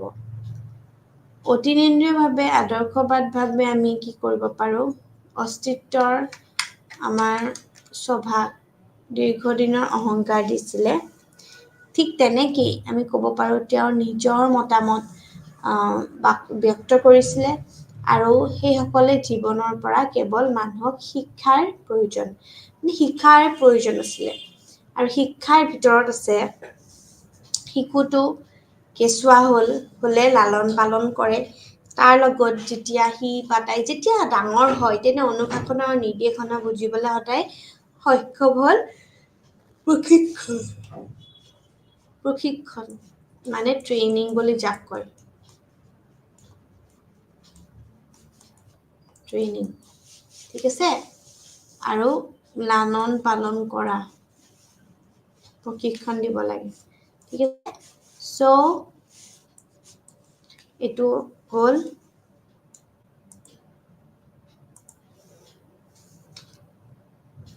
তেওঁ এতিয়া কনচেপ্ট এণ্ড এইমছ অফ এডুকেশ্যনৰ ওপৰত কৈছিলে। কনচেপ্ট এণ্ড এইম বুলি আমি যেতিয়া ক'ম, কনচেপ্ট এণ্ড এইম মানে শিক্ষাৰ লক্ষ্য আৰু ধাৰণা।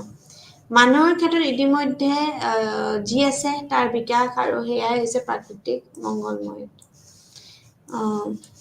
শিক্ষাও শিক্ষিত ব্যক্তিৰ জৰিয়তে সমাজৰ নিয়ন্ত্ৰণ উন্নতি, এনেদৰে উন্নতি আমি ভৱিষ্যত নিশ্চিত যাক কৰে বুলি কয় তাৰ হয়।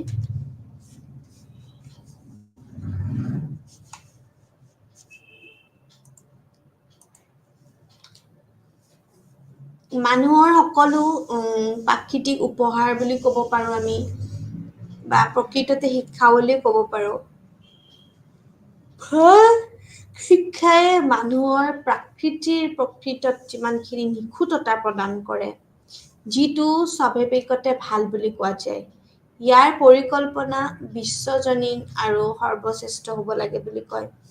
শিশুসকলৰ কেৱল বৰ্তমানৰ বাবেই নহয়, কিন্তু উন্নত ভৱিষ্যতৰ বাবে শিক্ষিতও আমি কৰিব লাগে। সকলো ব্যক্তিৰ দ্বাৰা নিজৰ আৰু আনৰ মৰ্যাদা বজাই ৰাখিব লগাটো উচিত আৰু ৰাখিব লাগে।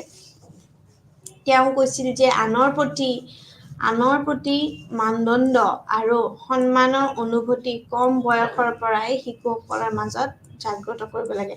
মানে ৰেচপেক্ট, আমি যেতিয়া ৰেচপেক্ট বুলি কওঁ আৰু মানদণ্ড ভেলু, সদায় বেলেগৰ প্ৰতি ভেলু ৰাখিব লাগে, ঠিক আছে? আৰু আমি কৈছিলোঁ যে প্ৰকৃতি শিক্ষা বুলি কওঁ যেতিয়া আমি প্ৰাকৃততে উপহাৰ বিকশিত কৰাটো, আৰু তাৰ লগত যেতিয়া আমি নিখুঁততা প্ৰদান কৰিছোঁ আৰু ইয়াৰ পৰিকল্পনাও আমি বিশ্বজনীন সৰ্বশ্ৰেষ্ঠ হ'ব লাগে, ঠিক তেনেকুৱা। সেইটো কাৰণে কৰিব লাগে।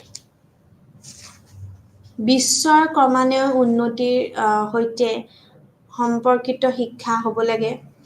ঠিক তেনেকে সম্পৰ্কিত শিক্ষা আৰু শিক্ষাৰ প্ৰতিষ্ঠানসমূহ প্ৰদান কৰিব লাগে বুলি কয় ঠিক তেনেকেই ব্যক্তিসকলৰ ভৱিষ্যতৰ বিশ্ব নৈতিকতাৰ বাবে প্ৰস্তুত কৰা যায় আৰু তাৰ লগতে এনেদৰে তেওঁ গোলকীয় নৈতিক আৰু সমাজৰ বিকাশ কৰিবও বিচাৰিছিলে ঠিক তেনেকুৱা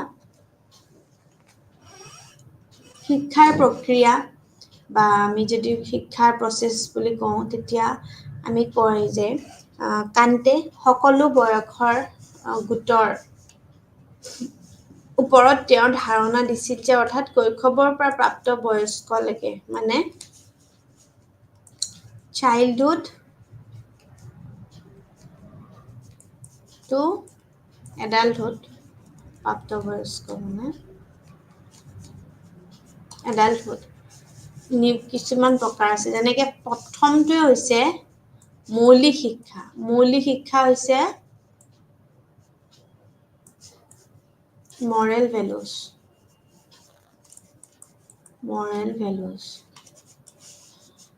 ইমানুৱেল কান্তে কয় পাৰিবাৰিক শিক্ষা পাৰিবাৰিক মানে social বা ফেমিলি বিদ্যালয় শিক্ষা স্কুল বিশ্ববিদ্যালয় হৈছে ইউনিভাৰ্চিটি সাধাৰণ প্ৰাপ্তবয়স্ক শিক্ষা মানে জেনাৰেল আৰু জ্যেষ্ঠ নাগৰিক এটো এডাল্ট এডুকেশ্যন ঠিক আছে so process of education to আমাৰ এইবোৰ স্তৰত আমাৰ ভাগ কৰি দিব পাৰি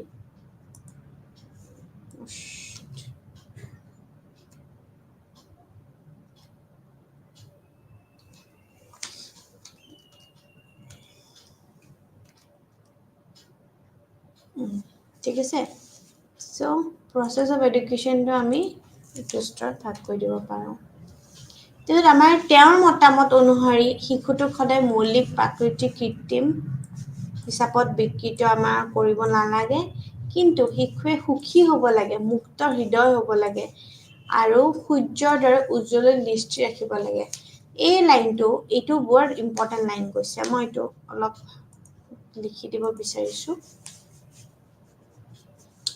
সুখী হ্যাপি অৰ্থাৎ হ্যাপি হ'ব লাগিব তাৰ পিছত কি কৈছে মুক্ত হৃদয় ওপেন হাৰ্ট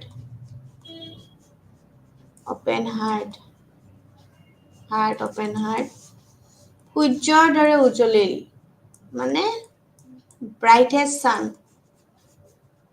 দৃষ্টি মানে নাজাৰা ঠিক আছে তো এই বস্তুখিনিৰ ওপৰত কৈছে মানে ৰাখিব লাগিব ঠিক আছে ৰাখিব লাগিব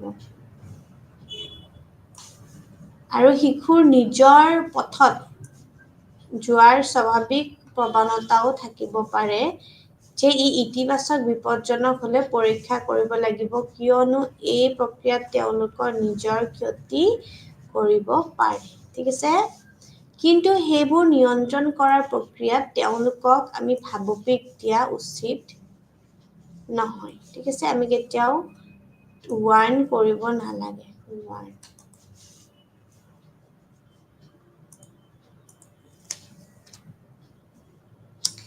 তেওঁলোকক সকলোবোৰ খেল হিচাপে গণ্য কৰা উচিত নহয় ঠিক আছে বা তেওঁলোকক সকলোবোৰক আমি যুক্তি দিবলৈ চেষ্টা কৰা উচিত নহয় মানে আমি কেতিয়াও কৰিবই লাগিব বা আমাৰ যুক্তিয়ে দি থাকিম হেতু নহয় শিশুৱে তেওঁলোকৰ স্বাধীনতাত সদায় সংগম ৰাখিব লাগিব স্বাধীনতাত মানে আমি যেতিয়া ফ্ৰীডম বুলি কৈছে মানে আমি সদায় ফ্ৰীডমত আমি ৰাখিব লাগিব ফ্ৰীডম ঠিক আছে স্বাধীনতাত সংগম মানে ফ্ৰীডম ডিগনিটি ঠিক আছে এটা নালাগে কিন্তু এক সময়ত উপযুক্ত যত্ন ল'ব লাগিব যাতে তেওঁলোকে নিজৰ ক্ষতি নকৰে আৰু তেওঁলোকৰ কামৰ জৰিয়তে আনৰ স্বাধীনতা সীমিত কৰে ঠিক আছে ঠিক তেনেকৈ শিশুৱে খালি খেলিবলৈ কাম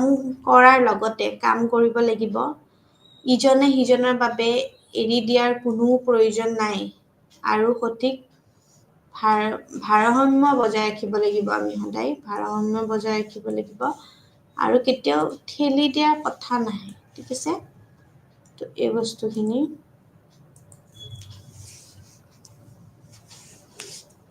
তাৰপিছত আহিলে ডিচিপ্লিন, ঠিক আছে। অনুশাসন বুলি যাক কয়, শৃংখলাবদ্ধ আচৰণৰ আৰু কাৰ্যই মানুহক বিপদত পৰা সদায় ৰক্ষা কৰিব পাৰে।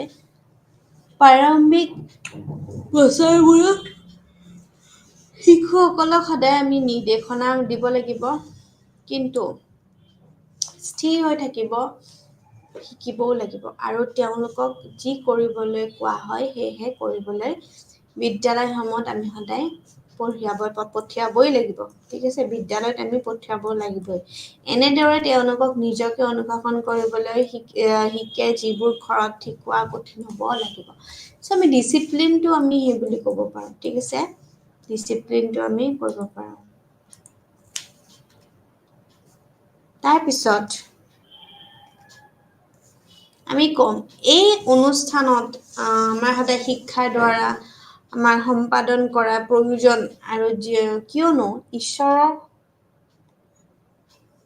ইতিমধ্যে যুক্তিৰ বাবে মানুহক সদায় শক্তি প্ৰদান কৰিছে, আৰু এতিয়া আত্মৰ ভাল আৰু বেয়া কেৱল নিজৰ ওপৰতহে বুলি নিৰ্ভৰ কৰে।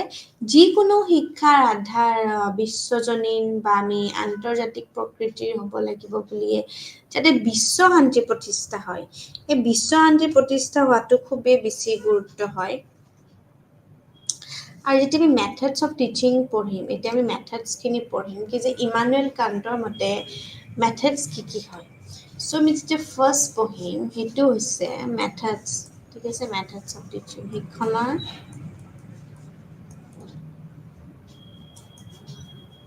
শিক্ষণৰ পদ্ধতি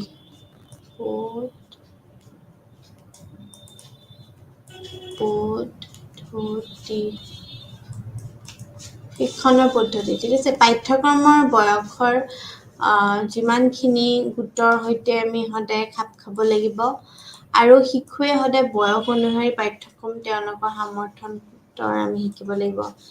শিক্ষা এটা যান্ত্ৰিক প্ৰতিক্ৰিয়া হ'ব কেতিয়াও নালাগে।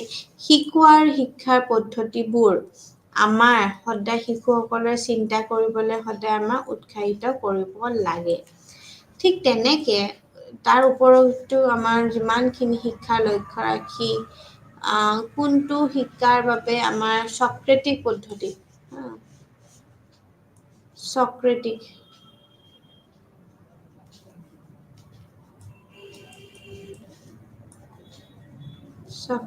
মেথড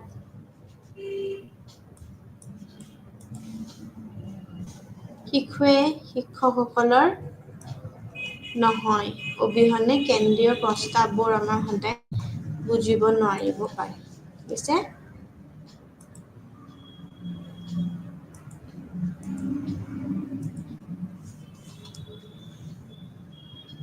কিন্তু শিক্ষকসকলৰ আমাৰ যিমানখিনি শিক্ষকসকলে এতিয়াও আমাৰ শিক্ষকৰ ক্ষেত্ৰত যুক্তিৰ ধাৰণা তেওঁ তৈয়াৰ কৰিব পৰা নাই, লাহে লাহে ই ভিতৰৰ পৰা আহিব, মানে ভিতৰৰ পৰা আমাৰ আহে। প্ৰয়োজন হ'লে আমি যান্ত্ৰিক নিৰ্দেশনা প্ৰদান কৰাৰ সক্ৰেটিক পদ্ধতি, মানে ইয়াত মেইনলি কি কৈছে আমাৰ সক্ৰেটিক মেথড।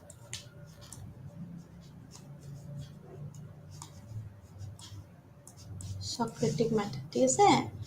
এইটো হৈছে সক্ৰেটিক মেথড। কান্ত সদায় প্ৰাকৃতিক প্ৰৱণতা, আগ্ৰহ আৰু আনন্দৰ বিৰোধী নহয়, কিন্তু আন মানুহৰ প্ৰতি থকা প্ৰেম আৰু কল্যাণৰ কথা মনত ৰাখি এইবোৰ ব্যৱহাৰ কৰাও প্ৰয়োজন হয়, ঠিক আছে। চ' ঠিক তেনেকেই আমি এই বস্তুটো পঢ়িব ঠিক আছে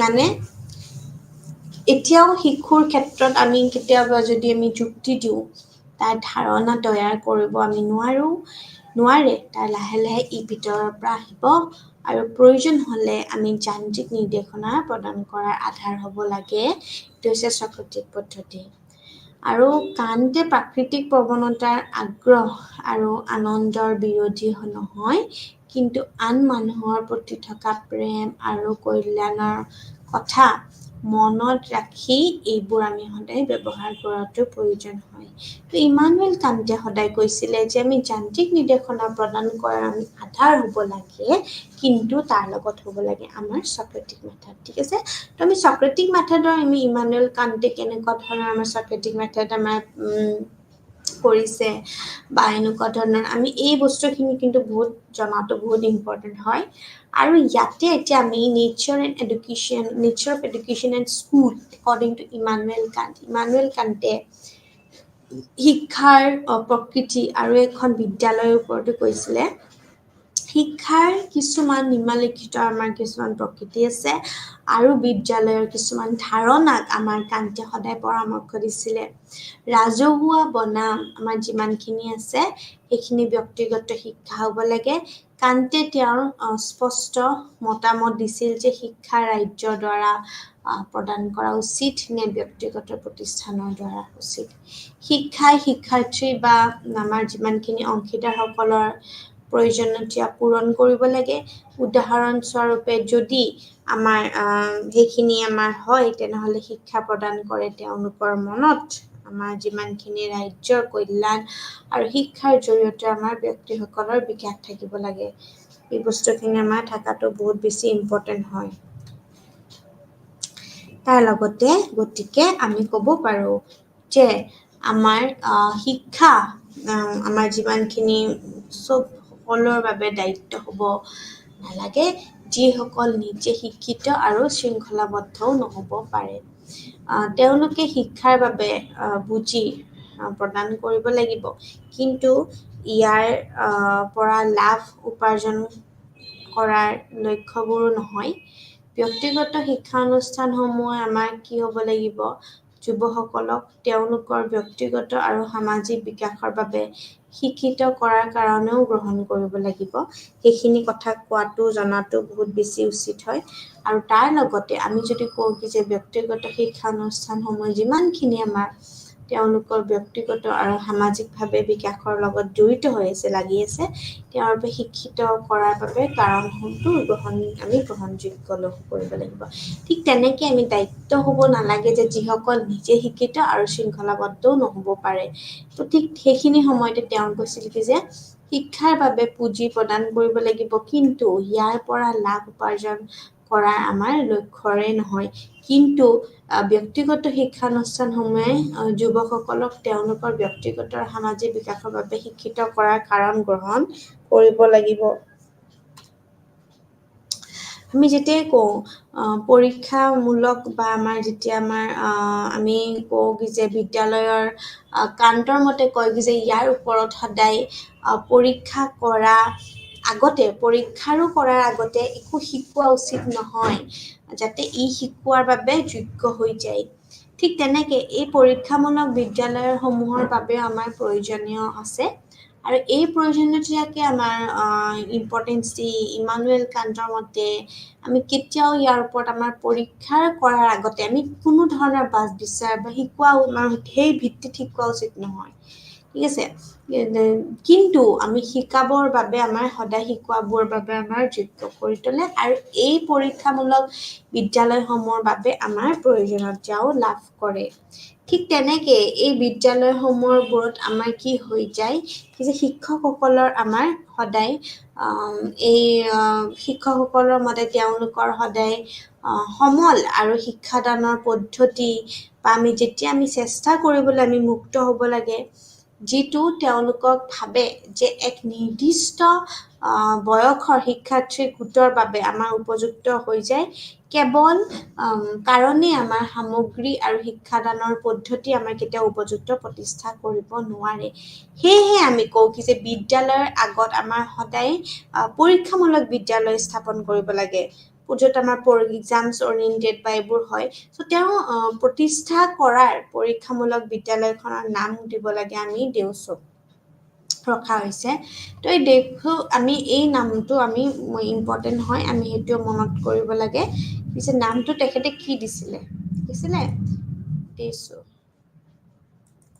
তো এই বিদ্যালয় সকলৰ মাজত আমি ক'ব পাৰোঁ যে শিক্ষকসকলে তেওঁলোকৰ সমল আৰু শিক্ষাদানৰ পদ্ধতিবোৰ চেষ্টা কৰিবলৈ মুক্ত হ'ব লাগে আৰু তাৰ লগত শিক্ষাৰ্থী বয়সৰ নিৰ্দিষ্ট যে ভাবে যে তেওঁলোকৰ যিটো হ'ব উপযুক্তভাৱে গোটৰ তো এই বস্তুটো আমি উপযুক্ত আমি যেতিয়া পদ্ধতিৰ বাবে আমাৰ যিমানখিনি শিক্ষাদানৰ আৰু সামগ্ৰী কাৰণে কেৱল মানে এইটোৱে নহয় যে প্ৰতিষ্ঠা কৰিব নোৱাৰে কিন্তু সেই সাধাৰণতে বিদ্যালয় আগতো আমি এই বস্তু প্ৰতিষ্ঠামূলক কৰিছোঁ চ' আমি কান্তে আমাৰ এই বস্তুকেইটা আমি কৰিছে চ' ঠিক তেনেকুৱা সেইটো কাৰণে আমি এই বস্তুখিনি আমি পঢ়িম এতিয়া আমি ইয়াত এটা বস্তু পাইছিলোঁ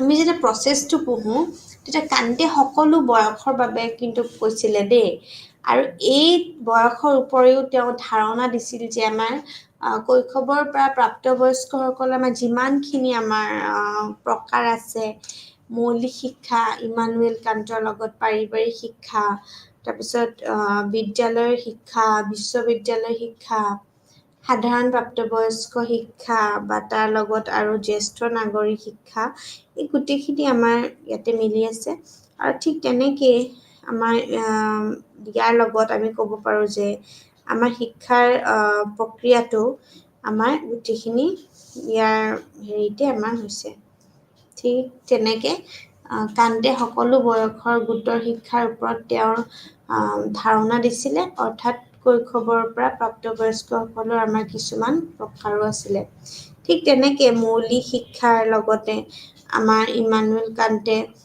পাৰিবাৰিক শিক্ষা বিদ্যালয় শিক্ষা আৰু বিশ্ববিদ্যালয়ৰ সাধাৰণতে প্ৰাপ্তবয়স্ক শিক্ষা আৰু জ্যেষ্ঠ নাগৰিক শিক্ষা এই গোটেইখিনিও আমাৰ তাৰ লগতে আছিলে ঠিক তেনেকেই আমি ক'ব পাৰোঁ যে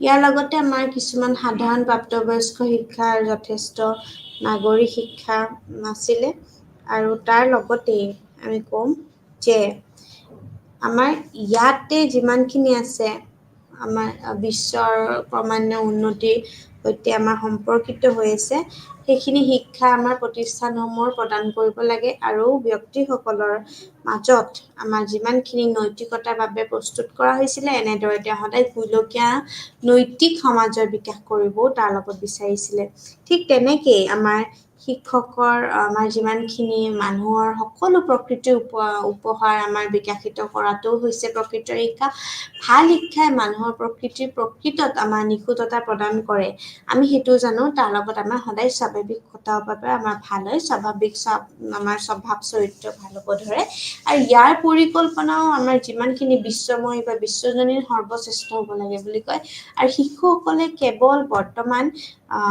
বাবেই নহয় কিন্তু আমাৰ উন্নত ভৱিষ্যতৰ বাবেও শিক্ষিত কৰিব লাগে বুলি কয় মানে আমাৰ ভৱিষ্যত কেনেকৈ আমাৰ উন্নতিৰ পথত আগবাঢ়িব সেইখিনিও কৰিব বুলি কয় আৰু তাৰ লগতে আমাৰ শিশুসকলৰ সকলো ব্যক্তিৰ দ্বাৰা নিজৰ আৰু আনৰ মৰ্যাদা বজাই ৰখাটো তেওঁ কৈছিল যে আনৰ প্ৰতি মানদণ্ড আৰু আমাৰ যিমানখিনি সন্মানৰ অনুভূতি আছে সেইখিনি কম বয়সৰ পৰাই আমাৰ শিশুসকলৰ মাজতে আমাৰ সদায় জাগ্ৰত কৰিব লাগে আৰু মানুহৰ ক্ষেত্ৰত ইতিমধ্যে যি আছে তাৰ সদায় বিকাশ আৰু সেয়েহে আমাৰ কৈছে যে প্ৰাকৃতিক আমাৰ মংগলময় হয় শিক্ষা আৰু শিক্ষিত ব্যক্তিত্বৰ জৰিয়তে সমাজৰ নিৰন্তৰ উন্নতি আৰু এনেদৰে উন্নতি আমাৰ ভৱিষ্যতত সদায় আমাৰ নিশ্চিত কৰা যায় আৰু তেওঁ নিজৰ মতামত আমাৰ মেইনলি ব্যক্ত ৰাখি কৰিছিল যে সকলো জীৱৰ পৰা কেৱল মানুহক শিক্ষাৰ প্ৰয়োজন আৰু শিক্ষাৰ ভিতৰত আছে শিশুটো কেঁচুৱা হ'লে লালন পালন কৰা যি তাই অলপ ডাঙৰ হ'ল অনুশাসন আৰু নিৰ্দেশনা বুজিবলৈ সক্ষম হ'ল আমাৰ প্ৰশিক্ষণ হৈ গ'ল ঠিক তেনেকৈ মানুহৰ ক্ষেত্ৰত আমাৰ ইতিমধ্যে যি আছে তাৰ বিকাশ আৰু সেয়াই হৈছে প্ৰাকৃতিক আমাৰ মংগলময় শিক্ষাও শিক্ষিত ব্যক্তিৰ জৰিয়তে সমাজৰ আমাৰ নিয়ন্ত্ৰণ উন্নতি আৰু এনেদৰে উন্নত ভৱিষ্যতো আমাৰ লগতে নিশ্চিত কৰে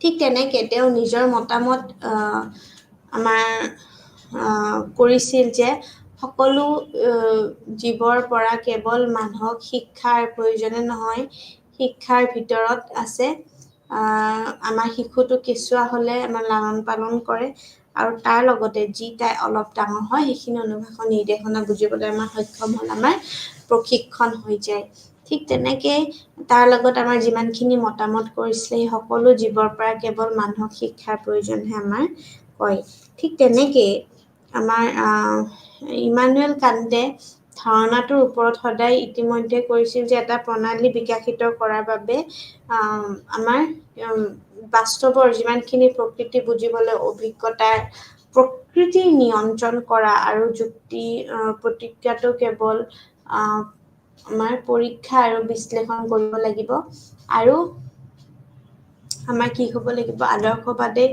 আমাৰ যিমানখিনি সভিক দীৰ্ঘনতা আমাৰ অহংকাৰ কৰিব লাগে ঠিক তেনেকেই আমাৰ শিক্ষাৰ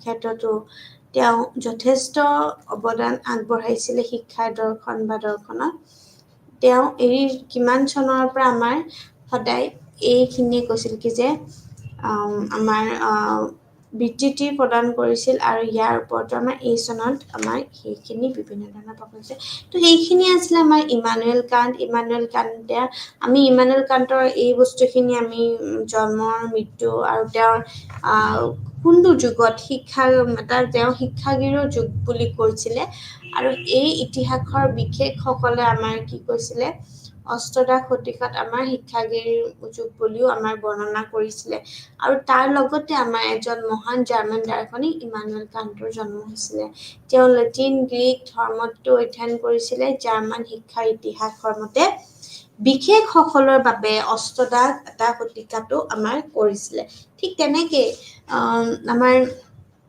এই ইমানুৱেল কান্টৰ যিমানখিনি আমাৰ কণ্ট্ৰিবিউশ্যন আছিলে সেই কণ্ট্ৰিবিউশ্যনখিনিক আমি শিক্ষাৰ ক্ষেত্ৰত তেওঁ যথেষ্ট অৱদান আগবঢ়াইছিলে আৰু শিক্ষাৰ দৰ্শন তেওঁ অমুক চনলৈ কেটেগিজৰ ওপৰত বিতৰ্কতৰ ওপৰত লাগিছিল আৰু ইমানুৱেল কান্টে এই ধাৰণাটোৰ ওপৰত সদায় আধাৰিত কৰি এটা প্ৰণালী বিকশিত কৰিছিলে যে বাস্তৱৰ প্ৰকৃতি বুজিবৰ কাৰণে আমি সদায় আমাৰ অভিজ্ঞতা গুৰুত্ব হয় আৰু নিয়ন্ত্ৰণৰ বিশ্লেষণ কৰিব লাগিব আমি কেৱল আৰু তাৰ লগতে আমি কি বুলি কওঁ কি যে আদৰ্শবাদে আমাৰ হৈছে আমাৰ অস্তিত্বৰ আমাৰ সভোগ এটা দীৰ্ঘদিনৰ এটা অহংকাৰ দিছিলে বুলি কয় তো সেইটো কাৰণে কোৱা গৈছিলে যে আমি যিকোনো প্ৰণালী বিকশিত কৰিব লাগিলে আমি বাস্তৱৰ আমাৰ প্ৰকৃতি আমি বুজিব লাগিব আৰু বাস্তৱৰ প্ৰকৃতি আমি বুজাটো বহুত গুৰুত্ব বা আমাৰ অভিজ্ঞতাৰ প্ৰকৃতি বুজিব লাগিব আৰু নিয়ন্ত্ৰণ কৰা যুক্তি প্ৰতিক্ৰিয়াটো আমাৰ কেৱল পৰীক্ষাৰ বিশ্লেষণ কৰিব লাগিব ঠিক এই গোটেই বস্তুখিনিয়ে আমি আমাৰ গোটেইখিনি আদৰ্শবাদে আমাৰ অস্তিত্বৰ আমাৰ দীৰ্ঘদিন অহংকাৰ দিছিলে আৰু ইমানুৱেল কান্টে এই ধাৰণাটোৰ ওপৰত আধাৰিত কৰি এটা প্ৰণালীও আগবঢ়াইছিলে আৰু তেওঁ কৈছিল যে বাস্তৱৰ প্ৰকৃতি বুজিবলৈ অভিজ্ঞতাৰ প্ৰকৃতি নিয়ন্ত্ৰণ কৰা আমাৰ যুক্তি প্ৰক্ৰিয়াটো কেৱল পৰীক্ষা আৰু বিশ্লেষণহে আমি কৰিব লাগিব ঠিক তেনেকৈ আমাৰ গোটেই বস্তুখিনি আমাৰ অস্তিত্বৰ আমাৰ দীৰ্ঘদিনৰ অহংকাৰো দিছিলে ঠিক তেনেকৈ আমি ক'ম কি যে তেওঁ নিজৰ মতামত আমাৰ কৰিছিল যে সকলো জীৱৰ পৰা কেৱল মানুহক শিক্ষাৰ প্ৰয়োজন। শিক্ষাৰ ভিতৰত আছে শিশুটোক কেঁচুৱা হ'লে লালন পালন কৰা বা অলপ ডাঙৰ হ'লে অনুশাসনৰ নিৰ্দেশনা বুজিবলৈ আমাৰ সক্ষম হ'লে প্ৰশিক্ষণ হৈ যায়। ঠিক তেনেকেই আমি ক'ম যে মানুহৰ ক্ষেত্ৰত ইতিমধ্যে যি আছে তাৰ বিকাশ আৰু সেৱা হৈছে প্ৰাকৃতিক আমাৰ মংগলময়ত, আৰু শিক্ষাও শিক্ষিত ব্যক্তিৰ জৰিয়তে সমাজৰ নিয়ন্ত্ৰণ উন্নতি আৰু এনেদৰে উন্নত ভৱিষ্যতত আমাৰ নিশ্চিত কৰে।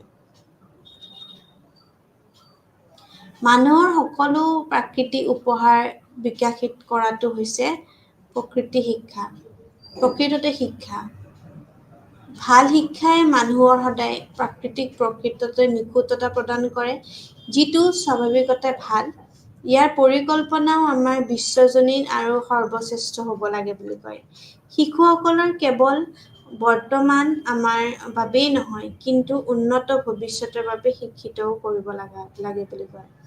সকলো ব্যক্তিৰ দ্বাৰা নিজৰ আৰু আনৰ মৰ্যাদা বজাই ৰাখে, আৰু তেওঁ কৈছিল যে আমি আনৰ প্ৰতি সদায় মানদণ্ডৰ সন্মান অনুভূতি কম বয়সৰ পৰাই আমি শিশুসকলৰ মাজত এটা জাগ্ৰত কৰিব লাগে। বিশ্বৰ ক্ৰমান্বয়ে উন্নতিৰ সৈতে আমাৰ সম্পৰ্কিত শিক্ষাৰ প্ৰতিষ্ঠানসমূহ প্ৰদান কৰিব লাগে। বিভিন্ন ধৰণৰ স্কুল, ইনষ্টিটিউশ্যন, ইউনিভাৰ্চিটিজ বা প্ৰাইমেৰী স্কুল খুব কম ডিষ্টেঞ্চত আমি কি কৰিব লাগে, প্ৰতিষ্ঠান কৰিব লাগে। আৰু ব্যক্তিসকলৰ ভৱিষ্যতৰ বিশ্ব নৈতিকতা আমি কেনেকৈ বিশ্ব নৈতিকতাৰ বাবে আমি প্ৰস্তুত কৰিব লাগে সেইখিনি, আৰু তাৰ লগত তেওঁ গোলকীয় নৈতিক আমাৰ যিমানখিনি নেচেচেৰী আমাৰ মৰেলিটি ভেলুজ লাগে সেইখিনি সদায় সমাজৰ বাবে বিকশিত কৰিব লাগে।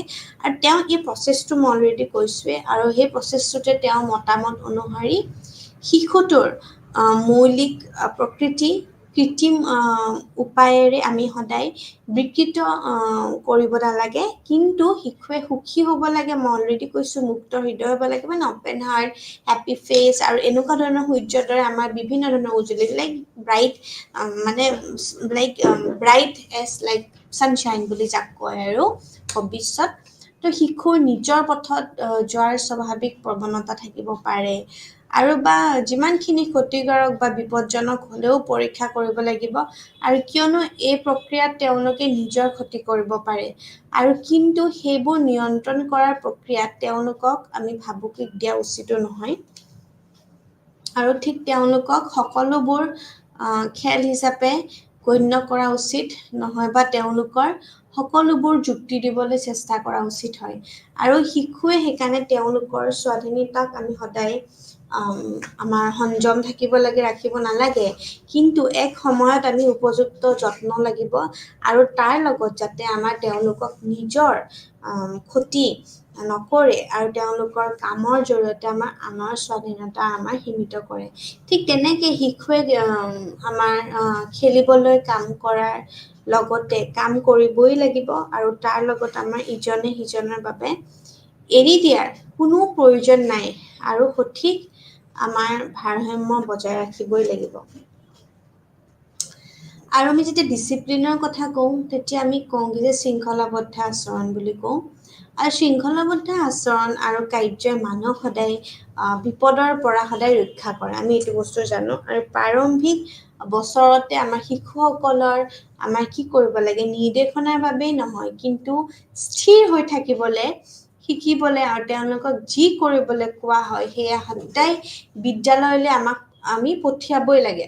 ঠিক আছে, তো এই বস্তুখিনি আমি এনেদৰে তেওঁলোকক নিজৰ অনুশাসন কৰিবলৈ শিকে, যিবোৰ ঘৰত শিকোৱা আমাৰ কঠিন হ'বই লাগিব।